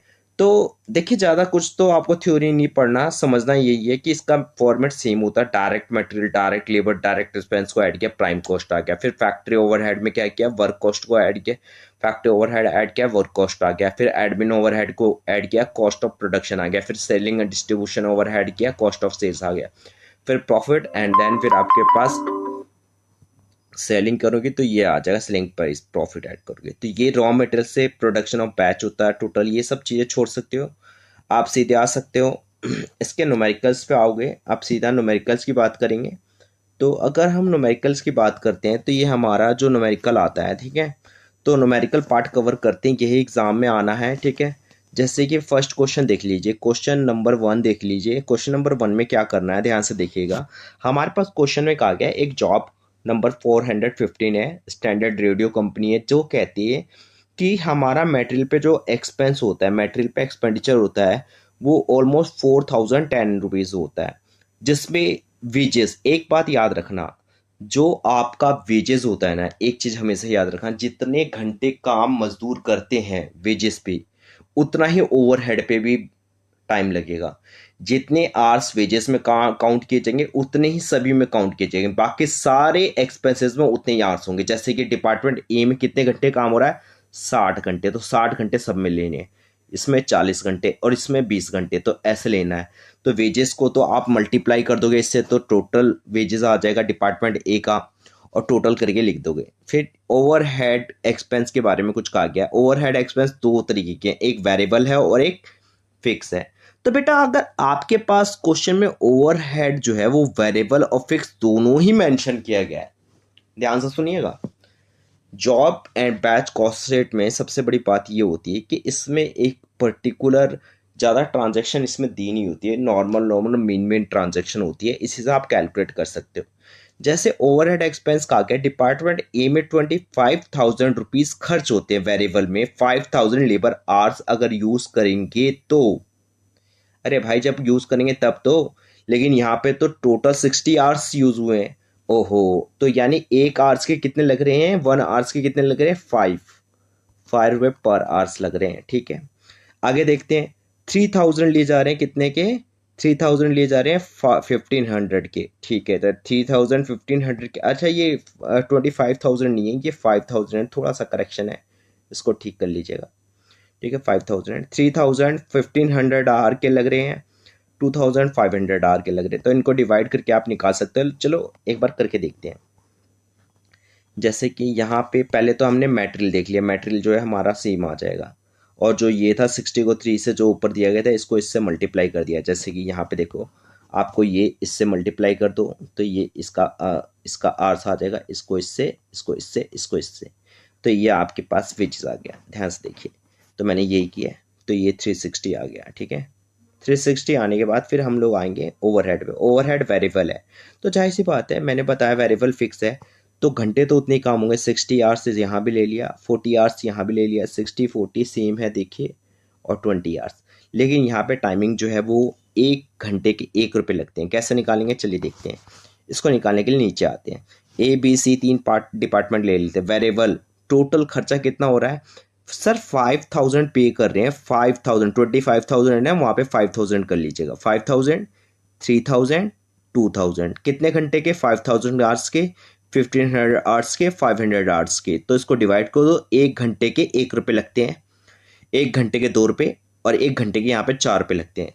यानी हर डिपार्टमेंट में लेबर आवर्स अलग अलग है, ठीक है। फिक्स ओवरहेड कितना है सर, 20,000 रुपीज़ है, 10,000 घंटे काम हुआ है, तो 2 आवर्स आ जाएगा। अब थोड़ा क्वेश्चन पे आते हैं, ध्यान से देखिएगा। जो वेरिएबल है 1 आवर्स, 2 आवर्स, 4 आवर्स ले लिया, इससे मल्टीप्लाई कर दिया, आ गया, ठीक है। चलिए इसके बाद आता है फिक्स पे। फिक्स पे 60 घंटे ये, 40 घंटे ये, 20 घंटे ये, 60, 40 और 20, तीनों को ऐड कर दो, 3, क्योंकि टोटल इतने घंटे काम हो रहे हैं, तो इतने घंटे से 2 रुपीज़ आवर से ये वर्किंग नोट से निकाला, ये आ गया, इसको प्लस किया, ये आ गया। क्वेश्चन में जरा ऊपर चलते हैं, ऊपर देखते हैं। ऊपर क्वेश्चन में कहा गया है सेलिंग प्राइस का प्रॉफिट जो है 25% है, यानी 1/5 है। 1/5 है, आपको याद होगा, आपने बचपन में पढ़ा होगा 1/5 ऑन सेलिंग प्राइस जब दिया होगा तो इसका 1/4 कॉस्ट प्राइस हो जाता है। ये आपने कॉन्सेप्ट पढ़ा होगा 11th क्लास में, ठीक है। वही हम करते हैं, 1/4 कर लेते हैं। तो 1/4 करेंगे, 1/4 कर लेंगे, और सॉरी 25% है, 25% तो 1/4 होता है, सॉरी 1/4 होता है सेलिंग प्राइस का। तो कॉस्ट प्राइस का हमेशा जितनी वैल्यू ये होती है वो उसमें से माइनस कर दी जाती है, तो यानी 1/3 हो जाएगा। कॉस्ट प्राइस पे हमेशा कम होता है, तो 1/3 कर देंगे। 1/3 करेंगे तो कितना आएगा, 1/3 देखते हैं कॉस्ट प्राइस का। कॉस्ट प्राइस इतना है, इसका 1/3 कर दिया, ये 1610 आ गया, और 1610 को प्लस कर दिया, ये हमारा 6440 आंसर आ जाएगा। आई थिंक फर्स्ट क्वेश्चन आपको अच्छे से समझ में आ गया होगा। अगर आपको फर्स्ट क्वेश्चन आ गया है तो हम लोग नेक्स्ट क्वेश्चन की ओर आगे बढ़ते हैं। चलिए देखते हैं। सेकंड क्वेश्चन जो है आपका वो थोड़ा सा बहुत डिफिकल्ट क्वेश्चन है। सेकंड से पहले हम लोग एक 9th क्वेश्चन देख लेते हैं। 9th यानी थर्ड क्वेश्चन, ये कर लीजिए। ये देखिए जरा, क्वेश्चन में क्या गया है, मटेरियल इशूड जो है वो 6000, ठीक है। हमने मटेरियल इशू ले लिया 6000। प्रोडक्टिव वेजेस जो है 4600 है, 500 डायरेक्ट वेजेस है, ठीक है। तीनों को ऐड कर दो, हमारे पास क्या आ जाएगा, प्राइम कॉस्ट आ जाएगी, ठीक है। ये आ गए। वर्क ओवरहेड के बारे में क्या इन्फॉर्मेशन है देखते हैं। वर्क ओवरहेड का आ गया 60% ऑन प्रोडक्टिव वेजेस। जो प्रोडक्टिव वेजेस ये जो दिया हुआ है ना, ये जो दिया हुआ है 4600, इसका 60%, इसका 60% निकाल लो। जो आएगा मैंने वो यहाँ पे लिख दिया, ठीक है। ये रहा, ये वैल्यू मैंने यहाँ पे नोट कर दी। ये मेरा फैक्ट्री कॉस्ट आ गया टोटल किया। अब फैक्ट्री कॉस्ट में ऑफिस ओवरहेड ये बारे में क्या लिखा हुआ है जरा ध्यान से देखिएगा। ऑफिस ओवरहेड क्या कह रहा है, ऑफिस ओवरहेड कह रहा है कि भैया जो ऑफिस ओवरहेड है वो 12.5% ऑन वर्क कॉस्ट है। वन वर्क कॉस्ट, इसका मतलब थोड़ा सा समझिए बेटा, ये वर्क कॉस्ट की बात कर रहा है। तो वर्क कॉस्ट आपके पास कितना आया हुआ है, वर्क कॉस्ट तो 13860 आया है, इसका 12.5% निकाल लो तो ये आ जाएगा, और इसको ऐड कर दो तो ये आ जाएगा टोटल कॉस्ट, ठीक है। ये आ गया टोटल कॉस्ट। अब देखते हैं क्वेश्चन में प्रॉफिट कितना गया, 15% ऑन सेलिंग प्राइस, यानी 15% का मतलब है 3/5 ऑन सेलिंग प्राइस। मैंने बताया था कॉस्ट प्राइस पे जाना है क्योंकि कॉस्ट प्राइस दी हुई है, तो इस वाली वैल्यू को इसमें से माइनस कर देते हैं। ऊपर तो 3 रहेगा और 5 में से 3 जाएगा तो कितना बचेगा, सेलिंग प्राइस है, 2 मिनट, सेलिंग प्राइस है 3/15%। तो 15% 5 के टेबल से गया, 2 मिनट, ये गलत कर दिया मैंने। 15% का मतलब कितना होता है, 15% जो है वो क्वेश्चन में देखिए ज़रा। 15% जो होता है वो हमारा होता है, ये रहा 15%, 15/100, तो डिवाइड करेंगे 3 और 20 आ जाएगा। अच्छा ये आ जाएगा, इसमें से इसको माइनस कर दें तो 3/17 आ जाएगा। तो इसको इससे मल्टीप्लाई कर दो, ये आ गया, और इसको ये पर प्लस कर दो तो ये आंसर आ जाएगा। तो आई होप आपको ये भी क्लियर हो गया होगा। अब इसके बाद हम लोग क्वेश्चन सेकंड देखते हैं। बहुत ही इंपॉर्टेंट क्वेश्चन है, मोस्ट इंपॉर्टेंट क्वेश्चन, एग्जाम में तो ये आना ही है भाई। देखो अगर तुमने ये क्वेश्चन कर लिया तो मैं कह रहा हूँ श्योरिटी दे रहा हूँ, एग्जाम में आपका क्वेश्चन रहने वाला। क्वेश्चन कह रहा है डायरेक्ट मटेरियल इतना है, डायरेक्ट वेजेस ये है। क्वेश्चन कह रहा है कि जैसा कॉस्ट शीट है वैसे कॉस्ट शीट बनाओ, ये जैसा दिया हुआ है, ठीक है। 2013 की कॉस्ट शीट बना दी, डायरेक्ट मटेरियल दे दिया गया, ठीक है। तो डायरेक्ट मटेरियल दिया हुआ है, डायरेक्ट वेजेस दिया हुआ है, प्राइम कॉस्ट आ गया, फैक्ट्री ओवरहेड आ गया दिया हुआ है, एडमिन ओवरहेड दिया हुआ है, ठीक है, सेलिंग एंड डिस्ट्रीब्यूशन ओवरहेड दिया हुआ है। ये प्लस करते कॉस्ट ऑफ सेल्स आ जाएगा। क्वेश्चन में 60,900 का प्रॉफिट भी दिया हुआ है, प्लस कर देंगे तो सेल्स आ जाएगा। ये सब होने के बाद ये कॉस्ट शीट हमने बना दी।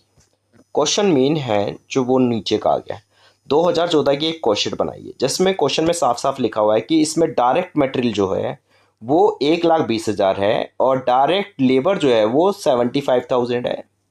What should be the selling price this job, selling price क्या होगी।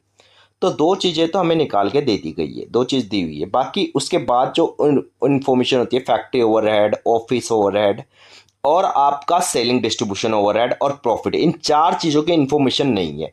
तो ये चार चीज़ें कैसे निकालनी है, क्वेश्चन कह रहा है कि आपको इस तरीके से निकालना है। इसमें कहा गया है ये सेम रेट ऑफ प्रॉफिट होगा, जो पिछले साल का प्रॉफिट हुआ है उसका रेट निकाल लो, सेम रेट इस साल भी होएगा प्रॉफिट, ठीक है, वो तो हम देख लेंगे। और आगे क्या कहा गया, आगे कहा गया है factory intend to same rate of profit on sale assuming that selling and distribution overhead have gone up 15%। Selling और डिस्ट्रीब्यूशन का ओवरहेड जो है वो 15% से बढ़ गया है, ठीक है। और क्वेश्चन में क्या क्या है, डायरेक्ट मटेरियल, ठीक है, फैक्ट्री रिसीव, ये सारी चीज़ें हो गई। और assuming that selling and distribution overhead have gone up 15%। ठीक है ठीक है ठीक है, 15% बढ़ गया। और क्वेश्चन में कुछ डायरेक्ट मटेरियल तो थी, ठीक है। और एक नीचे नोट दिया हुआ है, factory recover factory overhead as a percentage of direct wages, ये क्वेश्चन का ही पार्ट है। And admin and selling distribution overhead as a percentage of work cost based on cost profit. देखिए फैक्ट्री ओवरहेड निकालते हैं। फैक्ट्री ओवरहेड डायरेक्ट वेजेस का कहा गया, तो डायरेक्ट वेजेस हमारे पास कितना है 40, फैक्ट्री ओवरहेड 45,000 है तो लिख लिया, और डायरेक्ट वेजेस 75,000 है, ठीक है, तो हमने ये लिख दिया, ठीक है। तो इसका निकाला तो ये हमारे पास टोटल आ गया 60%, ठीक है, ये हमारे पास 60% की वैल्यू आ जाएगी।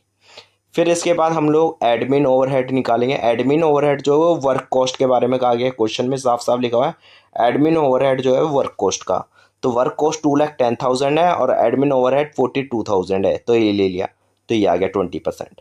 फिर इसके बाद profit on cost, cost price तो ये दिख रही है 3,04,500 और प्रॉफिट इतना है, तो 20% आ गया। सेलिंग डिस्ट्रीब्यूशन ओवरहेड के बारे में कुछ ज़्यादा अच्छे से बताया गया। क्वेश्चन में कहा गया 15% से वो बढ़ जाती है, तो पहले कितना था, इतना था, इतनी वैल्यू, इसमें इतनी बढ़ गई। और उसके बाद कहा गया है, उसके बाद जो है सेलिंग डिस्ट्रीब्यूशन ओवरहेड नीचे लिखा हुआ है, वो जो सेलिंग डिस्ट्रीब्यूशन ओवरहेड है वो वर्क कॉस्ट का जितना परसेंट होगा, तो वर्क कॉस्ट 2,10,000 और सेलिंग डिस्ट्रीब्यूशन ओवरहेड ये आया है, तो ये आ जाएगा। अब इसी से हम लोग कॉस्ट शीट बनाएंगे। कॉस्ट शीट डायरेक्ट मटेरियल दिया हुआ था, ले लिया, ठीक है, ले लिया, ये भी ले लिया, डायरेक्ट लिया, प्राइम कॉस्ट आ गया। फैक्ट्री ओवरहेड जो है वो क्वेश्चन में क्या कहा गया है, फैक्ट्री ओवरहेड जो है वो आपका जो होगा वो इस क्वेश्चन में साफ साफ हमने निकाला था, फैक्ट्री ओवरहेड जो है वो हमारा 60% है, किसका, डायरेक्ट वेजेस का। तो डायरेक्ट वेजेस का ये रहा, डायरेक्ट वेजेस 75,000 का आप 60% निकाल सकते हो, ऊपर हमने निकाल रखा है, तो 60% निकाल लिया, ठीक है। फिर इसके बाद एडमिन हो रहा है 20% है, 20% निकाल लेंगे। 20% किसका है, फैक्ट वर्क कॉस्ट का, तो यहाँ पे वर्क कॉस्ट कितना है 2,40,000, 2,40,000 का हमने क्या किया 20% निकाल लिया, तो 20% ये निकाल लिया 48,000, सीओजेस आ गया। फिर सेलिंग एंड डिस्ट्रीब्यूशन ओवरहेड कितना है, सेलिंग एंड डिस्ट्रीब्यूशन ओवरहेड जो है वो हमारे पास क्वेश्चन में ये आ रखा है 28.75, किसका, वर्क कॉस्ट का। तो इसका वर्क कॉस्ट का हमारे पास ये दिया हुआ 2,40,000, 2,40,000 का हम क्या करेंगे, 2,40,000 का सेलिंग डिस्ट्रीब्यूशन ओवरहेड निकालेंगे। फिर 20% ऑन हमारा टोटल कॉस्ट का प्रॉफिट है, तो ये हमने ये डाल दिया, ये हमारे पास आंसर फाइनल आ चुका है। तो इस तरीके से इस क्वेश्चन को करना था। जितने बच्चे मेरी वीडियो देख रहे हैं मैं आपसे यही कहूँगा, आप इतना कर लीजिए, इसके बाहर कुछ भी नहीं आएगा एग्ज़ाम में। Job and batch cost sheet ख़त्म हो गया, कॉस्ट शीट भी ख़त्म हो गया। अब मैं आपको ये बताना चाह रहा हूँ कि आप लोग एक काम करिएगा, इन दोनों वीडियो को ध्यान से देखिएगा। अभी थोड़ी देर में 1 से 1.5 घंटे के अंदर मैं आपको रिकन्सिलेशन का टॉपिक देने वाला हूँ, फिर उसके बाद प्रोसेस का। बस इतना कर लीजिए, एग्ज़ाम में 60 मार्क्स तो पूरे हो जाएंगे भाई साहब।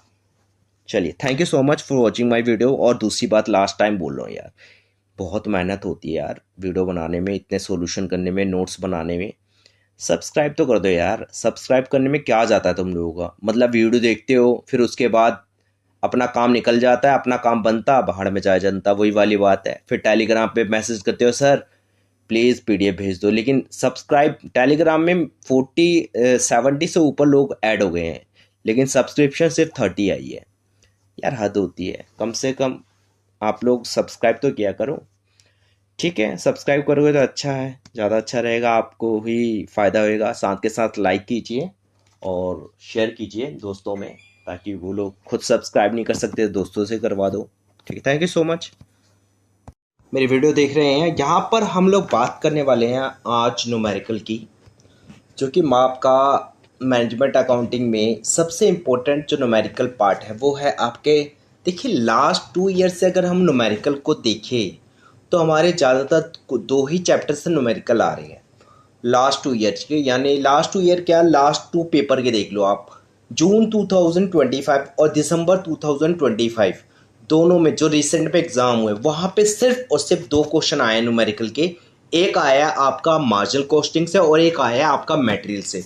और मटेरियल से सिर्फ मटेरियल वेरिएंस के क्वेश्चन आ रहे हैं कई सालों से, और लेबर ना तो ओवरहेड आता ना तो लेबर आता है। तो आज हम डिस्कस करने वाले, पहले डिस्कस करेंगे मार्जिन कॉस्टिंग, फिर उसके बाद बात करेंगे स्टैंडर्ड कॉस्टिंग की।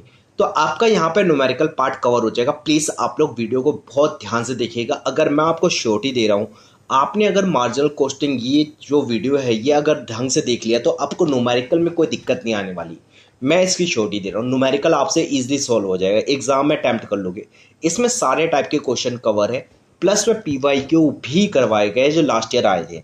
जैसे कि मार्जिनल कॉस्टिंग क्या होती है, अगर मार्जिनल की बात करें तो मार्जिनल का मतलब होता है एक्स्ट्रा, एक्स्ट्रा कॉस्ट की बात करते हैं। एक्स्ट्रा कॉस्ट जो होती है उसी को मार्जिनल कॉस्ट कहते हैं। आपने इकोनॉमिक्स में पढ़ा है ना, मार्जिनल रेवेन्यू, मार्जिनल कॉस्ट और मार्जिनल प्रोडक्ट। इसका मतलब क्या होता था, जब हम कोई एडिशनल यूनिट प्रोड्यूस करते थे तो उस पर जो कॉस्ट इनकर होती थी उसी को मार्जिनल कॉस्ट कहते थे। यहाँ पे भी वही है, focus only extra cost on incur to produce one additional unit, जो कि मैनेजर द्वारा यूज़ किया जाता है इस इंफॉर्मेशन को, और इसके ज़रिए वो कॉस्ट को मेंटेन करता है। चलिए आगे चलते हैं। अगर हम न्यूमेरिकल पार्ट देखें तो न्यूमेरिकल पार्ट में क्या क्या कवर करेंगे। न्यूमेरिकल पार्ट में ये 4 टॉपिक कवर होंगे, सिर्फ ये 4 टॉपिक से बाहर कुछ नहीं आएगा। वैसे तो मेनली ये 3 ही आते हैं, ठीक है, एग्जाम में। PV ratio, break even point, margin of safety, sales for desired profit. सबसे पहले हम लोग बात करते हैं PV रेशियो की, जिसका फुल फॉर्म होती है प्रॉफिट वॉल्यूम रेशियो। इसका मतलब क्या होता है, देखिए ध्यान से समझिएगा। जब हम बात करते हैं किसी चीज़ को, सीधी सी बात है, अगर मान लो कोई चीज़ है आपके पास और उस चीज़ को आप सेल करने गए मार्केट में, तो आप जब सेल को देखते हो, सेल की वैल्यू जो होती है वो कितनी होती है, सेल्स मान के चलो 100% है, ठीक है। तो वेरिएबल कॉस्ट, उसमें से वेरिएबल खर्चे यानी जो उसको बनाने में खर्च हुआ है वो 30% है। तो आप कहोगे कि आपका कॉन्ट्रीब्यूशन कितना होगा, तो 70%। इसी कॉन्ट्रीब्यूशन को ही PV रेशो बोलते हैं। इसी कॉन्ट्रीब्यूशन को PV रेशो बोलते हैं, कितना आपका कॉन्ट्रीब्यूशन आया है काट पीट कर प्रोडक्शन में, कितना कंट्रीब्यूशन। तो देखिए सबसे पहले अगर आपको PV रेशो निकालना है तो 2 चीज़ें ध्यान में रखिएगा। एक इन्फॉर्मेशन अकेले दी गई होगी, सिंगल इन्फॉर्मेशन, सिंगल ईयर की, एक अकेले ईयर की दी गई है तो इसे इस तरीके से ट्रीट करेंगे। अगर दोनों साल की इन्फॉर्मेशन दी गई है तो उस तरीके से PV रेशो अलग तरीके से कैलकुलेट किया जाएगा। अब जरा ध्यान से देखिएगा, अगर इन्फॉर्मेशन 1 साल की गिवन, सिर्फ 1 ईयर की गिवन है, या एक सिंगल इन्फॉर्मेशन है, तो सीधी सी बात है आपको क्या करना है, कंट्रीब्यूशन को लेना है। कंट्रीब्यूशन अपॉन में सेल्स कर दीजिए इनटू 100, या तो यूनिट में दिया हुआ है तो कंट्रीब्यूशन पर यूनिट अपॉन में sales price per unit into 100 कर दीजिएगा। आपको एक इनकम स्टेटमेंट याद होगा जो सिखाया गया था कि सेल्स माइनस में से वेरिएबल कॉस्ट, सॉरी यहाँ पे माइनस वेरिएबल कॉस्ट करना था, तो सेल्स माइनस वेरिएबल कॉस्ट करेंगे तो ये आपके पास आ जाएगा कंट्रीब्यूशन। जब सेल्स माइनस वेरिएबल कॉस्ट करेंगे तो आपके पास क्या आ जाएगा, कंट्रीब्यूशन पर यूनिट। और इसमें से जब फिक्स कॉस्ट माइनस करेंगे तो ये आपके पास प्रॉफिट आ जाएगा। प्रॉफिट कह लो या तो EBIT कह लो, प्रॉफिट कह लो या तो EBIT कह लो, ठीक है। तो ये आपके सामने आ जाएगा। फिर हम लोग देखते हैं, अगर मान लो आपके पास दो साल की इन्फॉर्मेशन दी गई, तो बहुत सिंपल सी बात है, 2 सालों की इन्फॉर्मेशन जब दी गई होगी, 2 ईयर्स की इन्फॉर्मेशन, तो या तो प्रॉफिट सेल्स को लेके दी गई होगी या तो प्रॉफिट और कंट्रीब्यूशन को लेके दी गई होगी। अगर प्रॉफिट और 2 साल का सेल्स दिया हुआ है तो कोई सी दिक्कत वाली बात नहीं है, आप सीधी सी बात करो कि चेंज इन प्रॉफिट अपॉन में चेंज इन सेल्स कर दो, इनटू 100 कर दो। इसका तरीका ये होता है, पिछले साल के प्रॉफिट को इस साल के प्रॉफिट में से माइनस कर दो, या इस साल के प्रॉफिट को पिछले साल के प्रॉफिट में से माइनस कर दो, ऐसे सेल्स के साथ तो इनटू 100 कर दो, पीवी रेशियो आ जाएगा। आगे देखते हैं प्रॉफिट नहीं बेटा, ये सेल्स है, गलती से प्रॉफिट आ गया यहाँ पे आएगा सेल्स। ठीक है, अगर मान लो सेल्स और आपके पास कंट्रीब्यूशन दिया हुआ है कि सेल्स और कंट्रीब्यूशन के बारे में दिया गया है 2 साल का, तो कुछ नहीं, कंट्रीब्यूशन का चेंज और सेल्स का चेंज ले लो, यानी C2 minus C1 S2 minus S1 into 100 कर दो। चलिए अब चलते आगे चलते हैं। और अगर मान लो सेकंड पॉइंट आता है आपका ब्रेक इवन पॉइंट, अगर क्वेश्चन में ये कहा जाए ब्रेक इवन पॉइंट, ऐसा पॉइंट निकालिए उस पॉइंट पे, मतलब वो पॉइंट जहाँ पे ना तो प्रॉफिट होता है ना तो लॉस होता है, यानी वो यूनिट बना के दिखा दो, वो यूनिट बेच के दिखाओ जिस यूनिट पे ना तो तुम्हें प्रॉफिट होने वाला है ना लॉस होने वाला है, यानी जिस यूनिट पे ना तो प्रॉफिट होता है ना तो लॉस होता है, जिस वैल्यू पे ना तो प्रॉफिट होता है ना तो लॉस होता है। अब देखते हैं आगे की बात कि अगर मान लो आपको break even point in units में निकालना है, अगर मैं कहता हूँ आपको break even point in units में निकालना है, तो आप क्या करोगे, break even point equal to fix cost upon में कॉन्ट्रीब्यूशन पर यूनिट रख देना, ये फॉर्मूला होता है। ठीक है, और वैल्यू में निकालना है तो कोई दिक्कत वाली बात नहीं है, फिक्स्ड कॉस्ट अपॉन में पीवी रेशियो कर दूँ। ठीक है, या तो एक तरीका ये भी होता है बीईपी यूनिट्स इंटू में सेल्स प्राइस पर यूनिट कर दो। ठीक है, ये भी तरीका अपनाते हैं, लेकिन ज़्यादातर हम ये यूज़ करेंगे। चलिए आगे चलते हैं, आगे देखते हैं margin of safety. Margin of safety निकालने का तरीका बहुत सिंपल सा होता है। अगर आप यूनिट्स में निकालना चाहते हैं तो बहुत सिंपल है कि जितनी यूनिट्स आपने बेची है और जितनी यूनिट्स आपने एक्चुअल में जितनी यूनिट्स बेची है और जितना ब्रेक इवन पॉइंट यूनिट्स में आया उसको माइनस कर दो, या एक्चुअल सेल्स वैल्यू में निकालना है, वैल्यू में निकालना है अगर मार्जिन ऑफ सेफ्टी, तो आपको एक्चुअल सेल्स वैल्यू में से ब्रेक इवन पॉइंट वैल्यू वाला माइनस कर देना है। लेकिन ये तरीका बहुत कम हो यूज़ होता है, ये वाला होता है प्रॉफिट अपॉन में पीवी रेशियो होता है। इसका मतलब क्या होता है, ध्यान से सुनना। जैसे कि मान लो मैं 10,000 की सेल करता हूँ जिसमें ना तो प्रॉफिट होता है ना तो लॉस होता है, लेकिन अगर गलती से मैंने 12,000 की सेल कर दी तो भाई 2,000 का मार्जिन आ जाएगा, 2,000 का प्रॉफिट आ जाएगा, इसी को मार्जिन ऑफ सेफ्टी कहते हैं। चलिए आगे चलते हैं, आगे हम देखते हैं मार्जिन ऑफ सेफ्टी रेशियो। इसका तरीका बहुत आसान है, मार्जिन ऑफ सेफ्टी जितनी वैल्यू ऊपर निकाली गई है उसके अपन में सेल्स इंटू 100 कर दीजिए। आगे देखते हैं सेल्स फॉर डिजायर प्रॉफिट, ये बहुत कम चांसेस है एग्जाम में आने के। अगर यूनिट्स में निकालना है तो बहुत सिंपल है, आप फिक्स कॉस्ट अपॉन में डिजायर्ड प्रॉफिट अपॉन में कॉस्ट पर यूनिट कर दीजिए। अगर वैल्यू में निकालना है फिक्स कॉस्ट प्लस उसमें डिजायर्ड प्रॉफिट अपॉन में पीवी रेशियो कर दीजिए।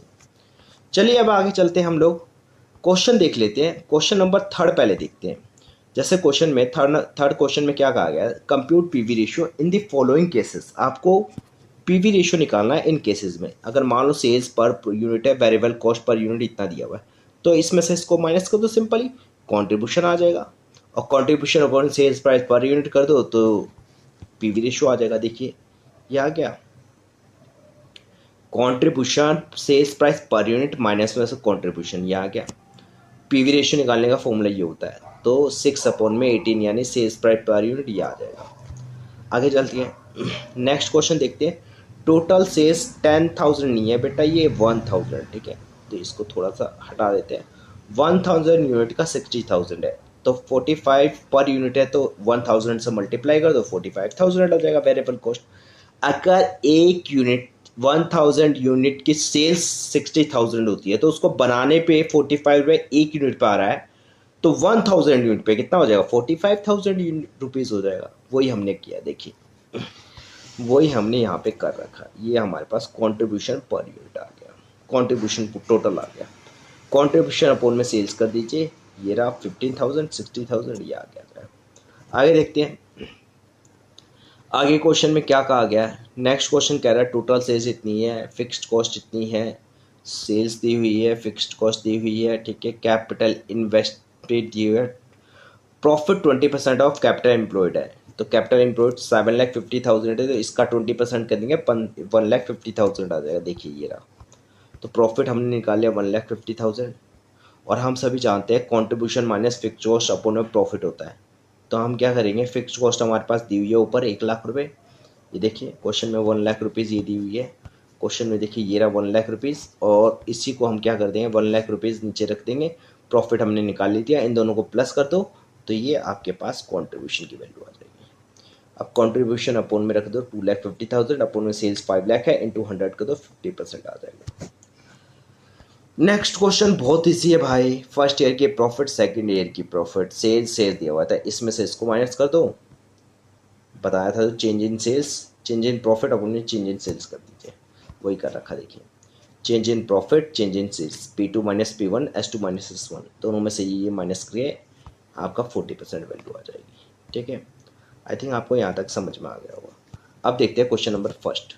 अगर क्वेश्चन नंबर फर्स्ट की बात की जाए तो बेटा क्वेश्चन नंबर फर्स्ट में क्या दिया हुआ है, मार्जिन ऑफ सेफ्टी का आएगा 2,40,000 which is 40% of sales and PV ratio is 30%।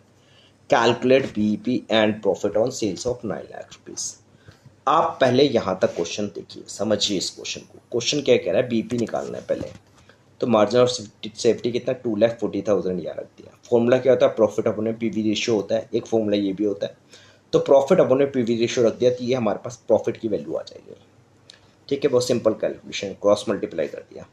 अब इसके बाद हम लोग और जाते हैं मार्जिन ऑफ सेफ्टी। वैसे क्वेश्चन में क्या कहा गया, क्वेश्चन कह रहा है कि मार्जिन ऑफ सेफ्टी जो है वो 40% ऑफ सेल्स है, ये कहा गया क्वेश्चन में। मार्जिन ऑफ सेफ्टी जो है वो 40% ऑफ सेल दिया हुआ है। तो ठीक है भाई, कोई दिक्कत वाली बात नहीं है। तो 40% ऑफ सेल लिख देंगे, इंटू में मार्जिन ऑफ सेफ्टी की वैल्यू 2,40,000 है। ठीक है, 2,40,000 है। तो हम इसको थोड़ी देर के लिए वो कर देते हैं, ये गलती से आ गया। तो 40% डिवाइड में चला गया, तो डिवाइड किया तो ये आ गया 6 लाख वैल्यू आ जाएगी। PV रेशियो को कॉन्ट्रीब्यूशन कहते हैं। PV ratio is equal to contribution. तो आप कह सकते हो PV ratio equal to contribution upon sales cross multiply किया तो ये हमारे पास वैल्यू आ गई कॉन्ट्रीब्यूशन की 1,80,000 रुपये।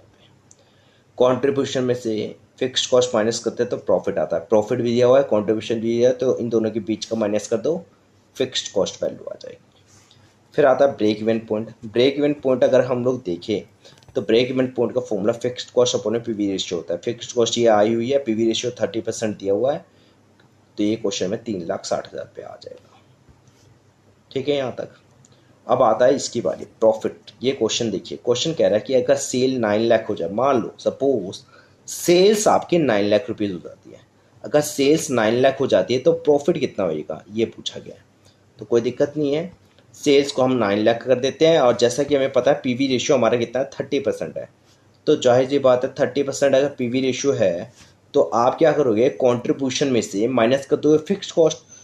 प्रॉफिट का फॉर्मूला क्या होता है, कॉन्ट्रीब्यूशन माइनस में से फिक्स्ड कॉस्ट कर देते तो प्रॉफिट आ जाता है। और कंट्रीब्यूशन क्या होता है, PV रेशियो इनटू में सेल होता है। तो PV रेशियो अगर मान लो मैं कहता हूँ सेल 9 लाख है, 9 लाख का 30% करते हैं तो ये कंट्रीब्यूशन आ जाएगा। PV रेशियो ये होता है कंट्रीब्यूशन के बराबर, तो ये आ गया, और माइनस में फिक्स्ड कॉस्ट कर दिया, ये आ जाएगा।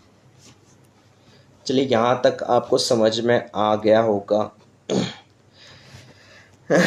नहीं आया तो आप लोग दोबारा से देख सकते हैं इसको पॉज करके। अगला देखते हैं, calculate BEP in units and value if variable cost per unit 12 रुपये, सेलिंग प्राइस पर यूनिट 18 रुपये। तो बहुत सिंपल है। तो आप क्या करोगे, कॉन्ट्रीब्यूशन में से यहाँ पे देखिए सेल्स प्राइस में से वेरिएबल कॉस्ट माइनस कर दो तो ये आपके पास कॉन्ट्रीब्यूशन पर यूनिट आ जाएगा। PV रेशियो निकालने का फॉर्मूला बहुत ही सिंपल सा होता है, कॉन्ट्रीब्यूशन पर यूनिट अपॉन में सेल्स प्राइस इंटू 100 कर दो, ये आ जाएगा। ठीक है यहाँ तक। ये आने का BEP यूनिट से निकालना था, फिक्स्ड कॉस्ट अपॉन में कंट्रीब्यूशन पर यूनिट कर देंगे, ये आ जाएगा। BEP यूनिट्स में दिया हुआ 10,000, इसी को सेल्स प्राइस पर यूनिट से मल्टीप्लाई कर दो, या तो ये वाला फॉर्मूला देख लो, फिक्स्ड कॉस्ट अपॉन में PV रेशियो, ये आ जाएगा। चलिए यहाँ तक ये कंप्लीट हो गया। अब आते हैं प्रीवियस ईयर क्वेश्चंस पे। मैं कहता हूँ इतना कर लो आप, क्वेश्चन एग्जाम में मार्जिन कॉस्टिंग का कोई क्वेश्चन नहीं छूटेगा। ये कब आया था, 2025 में आया वो क्वेश्चन है, जून 2025 में आया था। और दिसंबर 2025 में भी जो आया बिल्कुल सेम टू सेम ऐसा ही क्वेश्चन है, तो बस वैल्यू चेंज है। स्क्रीन पे क्वेश्चन दिखाई दे रहा है, एक क्वेश्चन और मैं आप PYQ में डाल रखा है मैंने, क्वेश्चन आप लोग देख लीजिएगा। मेरे चैनल पे, यूट्यूब चैनल पे मैंने पूरा कंप्लीट PYQ डाला हुआ है, तो वहाँ पे ये क्वेश्चन आया हुआ है, ये वाला भी आया हुआ है, एक और क्वेश्चन आया हुआ है मार्जिन का, तो वो आप खुद करिएगा, हो जाएगा नो डाउट, बिल्कुल सेम टू सेम इसी का भाई है। आगे देखते हैं, प्रॉफिट, चेंज इन प्रॉफिट कैसे निकालते हैं, चेंज इन सेल्स कैसे निकालते हैं। जैसे चेंज इन प्रॉफिट, क्वेश्चन में 2 साल का प्रॉफिट दिया हुआ है, 2 साल की सेल दी हुई, तो सिंपल सा 2 साल की प्रॉफिट में से 2 साल की सेल में से माइनस कर दो, इंटू 100 कर दो, ये आपके पास वैल्यू आ जाएगी। क्लियर है? जैसा कि हम जानते हैं कॉन्ट्रीब्यूशन माइनस फिक्स्ड कॉस्ट करते हैं तो ये हमारे पास प्रॉफिट आ जाता है। लेकिन अगर हमें फिक्स्ड कॉस्ट निकालनी है तो कुछ नहीं करना, कॉन्ट्रीब्यूशन में से प्रॉफिट को माइनस कर दो। अगर ये फिक्स्ड कॉस्ट बीच में है तो इन दोनों को माइनस कर दो तो फिक्स्ड कॉस्ट आ जाएगी। क्लियर है? जैसे कि मान के चलो यार, ये 10,000 रुपये वैल्यू है कॉन्ट्रीब्यूशन की और प्रॉफिट 5,000 आया, तो इसका मतलब 5,000 माइनस किए होंगे, तो ये 5,000 माइनस कौन से किए हैं? फिक्स्ड कॉस्ट के किए हैं। तो ये निकालने के लिए इन दोनों में से एक को माइनस किया गया हुआ ना, सिंपली कर दो तो ये फॉर्मूला बन जाता है। चलिए आगे देखते हैं। फिर हम लोग समझते हैं कि भैया ऐसा है, थर्ड पार्ट क्या कह रहा है? थर्ड पार्ट यही कह रहा है फिक्स्ड कॉस्ट निकाल के दिखानी है आपको, फिक्स्ड कॉस्ट निकालनी है इस क्वेश्चन के अंदर। तो स्क्रीन पे देखिए, फिक्स्ड कॉस्ट निकालने के लिए क्या करेंगे हम लोग यहाँ पे क्या करने वाले हैं, सेल्स कॉन्ट्रीब्यूशन पहले निकाल लेंगे। सेल्स इंटू में पीवी रेशो, सेल्स इंटू में पीवी रेशो करते हैं तो कॉन्ट्रीब्यूशन आ जाता है। ये कॉन्ट्रीब्यूशन का फॉर्मूला होता है बच्चे, ठीक है, पीवी रेशो कॉन्ट्रीब्यूशन का। तो सेल्स कितना है? 50,000, इसका 30% गया, ये आ गया कॉन्ट्रीब्यूशन। अब कॉन्ट्रीब्यूशन को क्या करते हैं हम लोग, प्रॉफिट में से माइनस कर देते हैं। कॉन्ट्रीब्यूशन को जैसा प्रॉफिट में से माइनस करेंगे तो ये आ जाएगा हमारे पास। सेम ऐसे ही इस वाले क्वेश्चन में भी करना है। इस वाले क्वेश्चन में भी सेल्स 45,000 है 2023 की, इसको पीवी रेशियो से मल्टीप्लाई कर दो, कॉन्ट्रीब्यूशन आ जाएगा।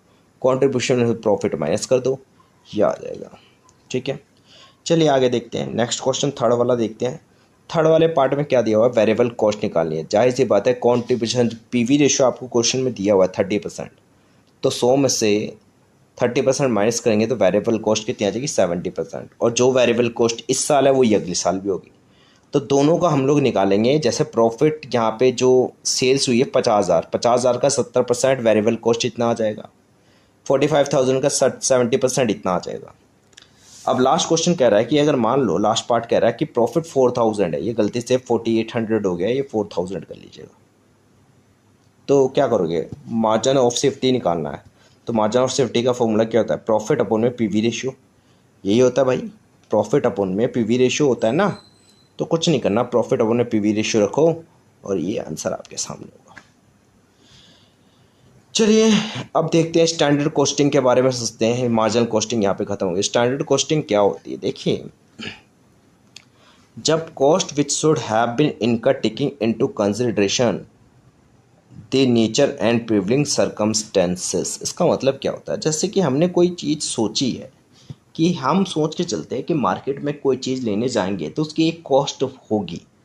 वो डिपेंड करता है उसके नेचर पे, उसकी ज़रूरत पे, उसकी जो कॉस्ट हो सकती है वो जो हमने सोचा और जो हुआ वो अलग हो सकता है। ठीक है, तो जो सोच के चल रहे हैं घर से वही कॉस्ट हमारी क्या कहलाती है, स्टैंडर्ड कॉस्ट कहलाती है। आगे देखिए, आगे समझते हैं स्टैंडर्ड कॉस्ट के बाद स्टैंडर्ड कॉस्टिंग, ये हमारा चैप्टर है। स्टैंडर्ड कॉस्टिंग होता क्या है, a technique which is adopted for identifying the difference between standard cost upon and actual cost. इसका मतलब ये है कि जो आप सोच के गए, जैसे मान लो आपने सोचा था कि कोई चीज़ 2,000 रुपये में मिलेगी और एक्चुअल में वो चीज़ 1,500 में मिल गई, तो आपकी कॉस्ट कितनी वो हो रही है एक्स्ट्रा, मतलब फेवरेबल, जो आपकी कॉस्ट बच गई है वो कितनी बची है, 500। ये जो आपने कैलकुलेशन की इसी को स्टैंडर्ड कॉस्टिंग कहते हैं। ऑब्जेक्टिव क्या होता है, objective to ascertain the variance which may be favourable unfavourable. यहाँ पे हम वेरिएंस निकालते हैं कि प्लस में आएगा या माइनस में आएगा। जैसे ये आंसर प्लस में आ गया, कभी ऐसा भी तो हो सकता है 1500 की जगह 2,500 हो जाए। तो जब 500 रुपये माइनस में आ जाएगा तो इसे अनफेवरेबल वेरिएंस कहते हैं। Also it should be ascertain whether such variance are controllable और नॉन कंट्रोलेबल। आगे हम ये भी देखेंगे कि कुछ ऐसे भी चीज़ें होती है जो हमारे कंट्रोल में होती है और कुछ चीज़ें ऐसी होती है जो हमारे कंट्रोल में नहीं होती है, तो याद रखना। चलिए इसके बाद न्यूमेरिकल करते हैं। न्यूमेरिकल करने से पहले ये वीडियो मैं यहीं ऐड कर रहा हूँ, मॉर्निंग में सुबह डालूंगा न्यूमेरिकल की। आप अगर कमेंट में लिखते हैं दोबारा से कि सर सेकंड पार्ट लाइए तो मैं लाऊंगा, और आज ही देखिएगा इस वीडियो को और अच्छे से सब्सक्राइब कीजिए यार, 100 के करीब, तब बात बनेगी। Thank you so much for watching my video. Start करने वाले हैं जैसा कि आप लोग देख रहे हो, ये चैप्टर जो है कैश फ्लो स्टेटमेंट, ठीक है। कैश फ्लो स्टेटमेंट की अगर हम बात करें तो ये जो चैप्टर होता है ये एक बहुत ही इंपॉर्टेंट चैप्टर है। यहाँ से क्वेश्चन आपका 20 मार्क्स का आने वाला है। तो ज़्यादातर बच्चे कंफ्यूज है कि 20 मार्क्स, चलो ठीक है, क्या कैश फ्लो स्टेटमेंट लेना आम बात है? हाँ, आम बात ही है यार, ये इतना डिफ़िकल्ट नहीं होता। मेरा थोड़ा पढ़ाने का तरीका ऐसा है कि आपको एक बार करने के बाद दोबारा करने की ज़रूरत नहीं पड़ेगी। इतना मैं आपको शॉर्ट ही दे रहा हूँ। कैश फ्लो स्टेटमेंट आप इसमें 2 वीडियो होगी, पार्ट 1 पार्ट 2। पार्ट 1 छोटी सी है, आप देख लेना। अगर आपको अच्छी लगेगी तो आप लोग कमेंट कर देना, तो मैं पार्ट 2 बना दूँगा। पार्ट 2 थोड़ी सी बड़ी होगी, उसके अंदर क्वेश्चंस भी होंगे और कुछ कॉन्सेप्ट भी होंगे। ऑलमोस्ट 90% कॉन्सेप्ट हम यहीं ख़त्म कर देंगे, वहाँ पे सिर्फ एडजस्टमेंट होगी। चलिए पार्ट 1 में हम लोग समझते हैं कैश फ्लो स्टेटमेंट होती क्या है। देखिए, कैश फ्लो स्टेटमेंट जो होती है एक ऐसी स्टेटमेंट होती है जो रिकॉर्ड करती है कि कितना कैश हमको आ रहा है, कितना कैश जा रहा है। Cash inflow and outflow in the business. अगर बिजनेस में कोई कैश आ रहा है, कोई कैश जा रहा है, कितना कैश जा रहा है, उसको रिप्रेजेंट करती है वो स्टेटमेंट। चलिए आगे देखते हैं हम लोग। फिर उसके बाद समझते हैं कि सोर्स क्या होते हैं, source of cash inflow and outflow. अगर हम ये बात करें कि किस तरीके से पैसा आ रहा है, किस तरीके से पैसा जा रहा है, तो हमें पता तो होना चाहिए कोई सोर्स तो होगा। तो सोर्स यहाँ पे 3 होते हैं। पहला जो सोर्स होता है वो हमारा सोर्स होता है ऑपरेटिंग एक्टिविटीज़। ऑपरेटिंग एक्टिविटीज़ का मतलब ये होता है कि कोई भी रिसिप्ट्स, एनी रिसिप्ट्स और कोई भी payments, any receipts and payments, any receipts and payments while running the business. अगर आप बिजनेस चला रहे हो, ऑपरेट कर रहे हो और उस समय आपको भी पैसा मिल रहा है, कोई भी पैसा पे कर रही हो, वो सारी चीज़ें जब रिकॉर्ड करते हो तो वो ऑपरेटिंग एक्टिविटीज़ के थ्रू आती है। अब बात आती है, ये सारी की सारी रेवेन्यू नेचर की होती है, नो डाउट, चाहे वो रिसिप्ट हो चाहे वो पेमेंट्स हो। चलिए आगे चलते हैं हम लोग इन्वेस्टिंग एक्टिविटीज़। तो इन्वेस्टिंग एक्टिविटीज़ क्या कहते हैं? इन्वेस्टिंग एक्टिविटीज़ ये कहती है बच्चे कि जहाँ पर हम ये कह रहे हैं अपनी अर्निंग कैपेसिटी बढ़ा रहे हैं, बिजनेस को ऑपरेट नहीं कर रहे, बिजनेस को रनिंग की बात नहीं कर रहे, बिजनेस की अर्निंग कैपेसिटी या बिजनेस को एक्सपेंड कर रहे हैं, तो उसके लिए अगर हम कोई भी रिसिप्ट्स करते हैं, कोई पेमेंट्स लेते हैं, तो वो हमारी क्या कहलाती है? इन्वेस्टिंग एक्टिविटीज़ कहती है। या तो बिजनेस को एक्सटेंड कर रहे हैं, एक्सपेंड कर रहे हैं, या तो बिजनेस को क्लोज कर रहे हैं, ख़त्म कर रहे हैं, या बिजनेस की चीज़ों को उठा के बेच रहे हैं, तो ये हमारी इन्वेस्टिंग एक्टिविटीज़ हो जाएगी। अब आती है फाइनेंसिंग एक्टिविटी। अगर आप कह रहे हो कि हम सभी जानते हैं हमें बिजनेस को रन करने के लिए पैसे की ज़रूरत होती है, और जो पैसे की ज़रूरत होती है, वो जो पैसा हम अरेंज करते हैं ना, जिस सोर्स से हम पैसों का अरेंजमेंट करते हैं, उसी सोर्स को हम लोग क्या कहते हैं? फाइनेंसिंग एक्टिविटीज़ कहते हैं। मैं आपको बता रहा हूँ, थोड़ा सा मेरा बोलने का तरीका जो है बहुत सिंपल सा है, बहुत लोकल टाइप का है। ये इसलिए है ताकि ये आपको इजी समझ में आ जाए। टेक्निकल वर्ड मैं भी यूज़ कर सकता हूँ, पर नो डाउट बच्चों को थोड़ी दिक्कत होती है, इससे जल्दी समझ में आ जाता है, फॉरवर्ड याद हो जाएगा। चलिए आगे देखते हैं फाइनेंसिंग एक्टिविटीज़ क्या कहती है। फाइनेंसिंग एक्टिविटी कहती है कोई भी रिसिप्ट्स और पेमेंट फंड का अरेंजमेंट करने के लिए, चाहे वो आप बिज़नेस को ऑपरेट कर रहे हो या चाहे वो बिज़नेस को एक्सपेंड कर रहे हो, उसके लिए पैसों का अरेंजमेंट जो होता है वही फाइनेंसिंग एक्टिविटीज़ कहलाता है। चलिए आगे देखते हैं हम लोग। आगे लिखा हुआ है, नोट में लिखा हुआ है cash flow statement shows the movement of cash and cash equivalent. ये क्या बताता है? कितना कैश आ रहा है, कितना कैश जा रहा है, ये सब दिखाने को CFS बोलते हैं। ये हमें किस में हेल्प करता है? लिक्विडिटी, सोल्वेंसी और financial position of the business को। कैश इनफ्लो का मतलब होता है इंक्रीज इन कैश, और कैश आउटफ्लो का मतलब डिक्रीज इन कैश। चलिए आगे चलते हैं हम लोग, थोड़ा सा मूव करते हैं। हमें ये समझ में आता है कि अगर हम कैश फ्लो स्टेटमेंट बना रहे हैं, CFS बना रहे हैं, तो ये कैश फ्लो स्टेटमेंट 2 मेथड से बनाए जाते हैं। फर्स्ट मेथड जो होता है वो डायरेक्ट होता है, सेकंड जो होता है वो इनडायरेक्ट।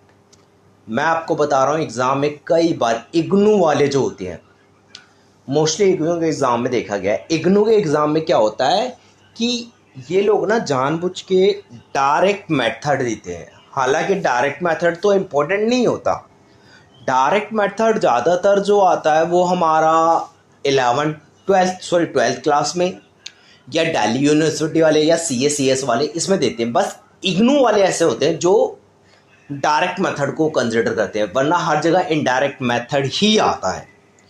चलिए आगे हम लोग देखते हैं, समझते हैं। ये जो दोनों मेथड है, दोनों में 3 एक्टिविटीज़ होती है।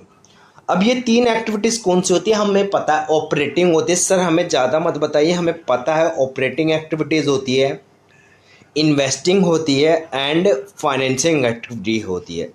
बट आप डायरेक्ट मेथड बनाओ या इनडायरेक्ट, डायरेक्ट मेथड में और या इनडायरेक्ट मेथड, दोनों मेथड में सिर्फ ऑपरेटिंग एक्टिविटीज़ अलग होगी, लेकिन इन्वेस्टिंग और फाइनेंसिंग एक्टिविटीज से आने वाली जो आइटम्स है, ट्रांजैक्शन, वो सारी सेम ही होती है। इसलिए जो फॉर्मेट होता है डायरेक्ट का वही होता है इनडायरेक्ट का। तो ज़्यादा आपको मेहनत नहीं करनी पड़ेगी, सिर्फ ऑपरेटिंग एक्टिविटीज़ करनी पड़ेगी। चलिए आगे चलते हैं हम लोग। अब हम लोग फॉर्मेट देखेंगे। फॉर्मेट किस तरीके से देखने वाले हैं, चलिए देखिएगा। फॉर्मेट कुछ इस तरीके का होने वाला है आपका।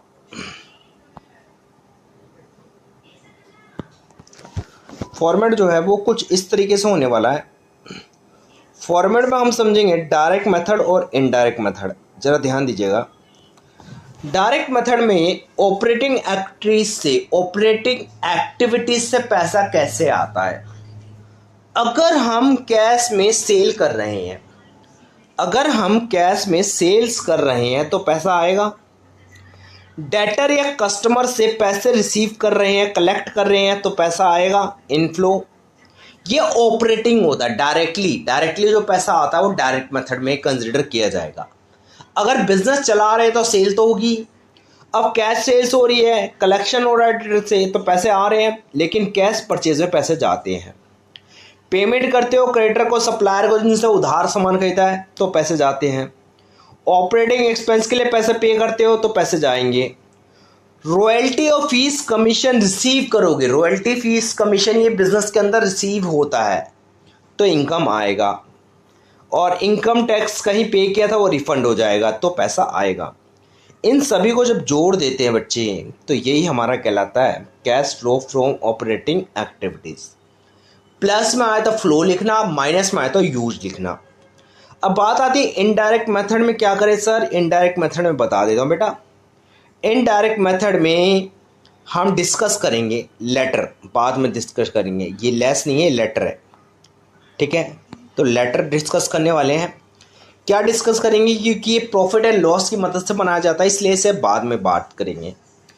आगे देखते हैं इन्वेस्टिंग एक्टिविटीज़। इन्वेस्टिंग एक्टिविटीज़ में क्या होता है कि जब हम इन्वेस्टमेंट को सेल करते हैं या फिक्स असेट्स को सेल करते हैं तो हमारे पास पैसा आता है। देखो इन्वेस्टिंग एक्टिविटीज़ का मतलब होता है इसमें असेट्स को बेचना, इन्वेस्टमेंट को बेचना और असेट्स को खरीदना और इन्वेस्टमेंट को खरीदना, बस यही काम होता है।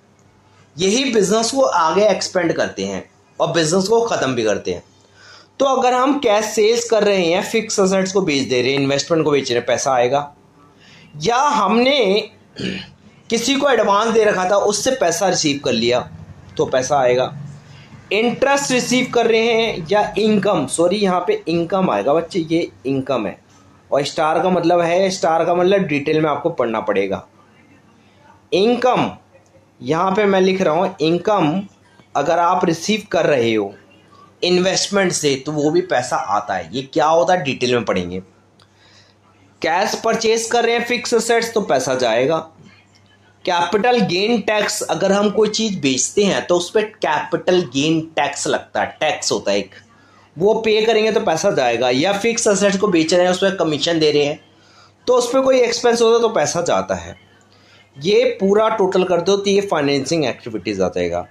अब इनडायरेक्ट मेथड क्या कहता है भैया, सेम एज डायरेक्ट मेथड, कुछ नहीं करना, बिल्कुल यही फॉर्मेट आ जाएगा डायरेक्ट इनडायरेक्ट मेथड में भी। आगे चलते हैं। आगे हम लोग समझते हैं cash flow from financing activities. तो फाइनेंसिंग एक्टिविटीज़ ये कहता है कि अगर हम शेयर इशू कर दें या डिवेंचर्स इशू कर दें तो पैसे आएंगे। या लोन या पब्लिक से पैसा लेते हैं, पब्लिक डिपॉजिट कराती है बैंक के पास तो, या फाइनेंशियल कंपनी के पास तो पैसा आता है। या आप लोन लेते हो तो पैसा आता है, तो इनसे पैसा आएगा। तो ये सोर्सेज जो होते हैं ये क्या दिखाते हैं, इनफ्लो हो रहा है। साथ के साथ आप इक्विटी शेयर को बायबैक करते हो। बायबैक का मतलब है कि वापस इक्विटी शेयर के पैसे देते हो, उनके शेयर खरीद लेते हो। तो कंपनी जब वापस शेयर खरीदती है तो कंपनी के पैसे जाएंगे। या प्रेफरेंस शेयर्स डिवेंचर्स वालों का पैसा एक टाइम के बाद वापस करती है, जिससे रिडम्पशन कहते हो, पैसा जाएगा। या लोन को रीपे करती है तो पैसा जाएगा। और इस पे स्टार बना हुआ है expense paid on financial activities. अब फाइनेंशियल एक्टिविटीज़ में कुछ खर्चे भी होते हैं, बाद में डिस्कस करेंगे कौन से होते हैं। टोटल कर दो, cash flow from financing activities आ जाएगा। और अगर मैं ये कहूँ कि इनडायरेक्ट मेथड भी कहता है सेम एज डायरेक्ट मेथड ही होगा, तो बहुत सिंपल हो जाएगा। देखो कितना आसान होता है फॉर्मेट याद करना। मैं बता रहा हूँ ना, आपको फॉर्मेट याद करा दूंगा, आपको ज़्यादा दिक्कत नहीं आएगी। कोई टेक्निकल तरीका नहीं, बहुत इजी तरीका है। और इस फॉर्मेट से आप करना, क्वेश्चन बड़े आराम से हो जाएंगे। नेक्स्ट आता है, इन तीनों को ऐड कर दो। तीनों को आप क्या कर दोगे, ऐड कर दोगे। जब तीनों को ऐड कर दोगे तो तीनों को ऐड करने से जो आता है net increase decrease cash and cash equivalent आएगा। Net increase and decrease cash and cash equivalent आ जाता है कि कितना कैश बढ़ा है या कितना कैश कम हुआ है। तीनों एक्टिविटीज़ को सम जोड़ने पर, तीनों एक्टिविटीज़ के जोड़ने पर जो आता है वही कहलाता है। इसमें ओपनिंग ईयर का cash and cash equivalent add कर देना, तो ये क्लोजिंग ईयर का कैश एंड कैश इक्विवेलेंट आ जाएगा। इसे बैलेंस शीट से मैच करके देखना, सेम ही आएगा। अब मैंने स्टार लगवाया था इनकम रिसीव फ्रॉम इन्वेस्टमेंट क्या होता है। अरे भैया, आपने कहीं शेयर खरीद रखा, डिविडेंड मिल रहा है, बाहरी जो पैसा लगाते हैं ना, वहाँ से जो इनकम होती है उससे कहते हैं इनकम रिसीव फ्रॉम इन्वेस्टमेंट। जो बाहर पैसा लगा रहे हैं, जैसे बाहर कंपनी के शेयर खरीद लिया, डिविडेंड मिल गया। कोई प्रॉपर्टी थी उसको रेंट पे चढ़ा दिया तो रेंट मिल गया। इंटरेस्ट मिल गया, कहीं इन्वेस्टमेंट कर रखी, इंटरेस्ट मिल रहा है, ठीक है। या मान लो एफडी पे मिल रहा है या डिवेंचर्स पे मिल रहा है, ठीक है। ये सारी चीज़ें हो जाती है। आगे चलते हैं। एक्सपेंस पेड और फाइनेंशियल एक्टिविटीज़ की बात करें तो पेमेंट ऑफ डिविडेंड, जैसे कि मान लो फाइनेंस कराते समय शेयर इशू करते हैं, यस शेयर इशू करते हैं तो डिविडेंड पे करेंगे, इंटरेस्ट पे करेंगे। शेयर इशू एक्सपेंस भी होता है, डिविडेंड टैक्स भी होता है। चलिए, ये कवर होने के बाद सबसे मेन आता है कैश एंड कैश इक्विवेलेंट क्या होता है। Sir, cash and cash equivalent वो होता है जो कम से कम टाइम में लिक्विडिटी फॉर्म में आ जाए, लिक्विड इन्वेस्टमेंट लिक्विड फॉर्म में आ जाए, यानी कैश में जिसको ईजिली कन्वर्ट किया जा सके। एग्जाम्पल है cash bank balance, treasury fee bill, commercial bill, marketable security और करंट इन्वेस्टमेंट। रट्टा मान लो भाई, ये चीज़ें होती है कैश एंड कैश इक्विवेलेंट के अंदर आती है।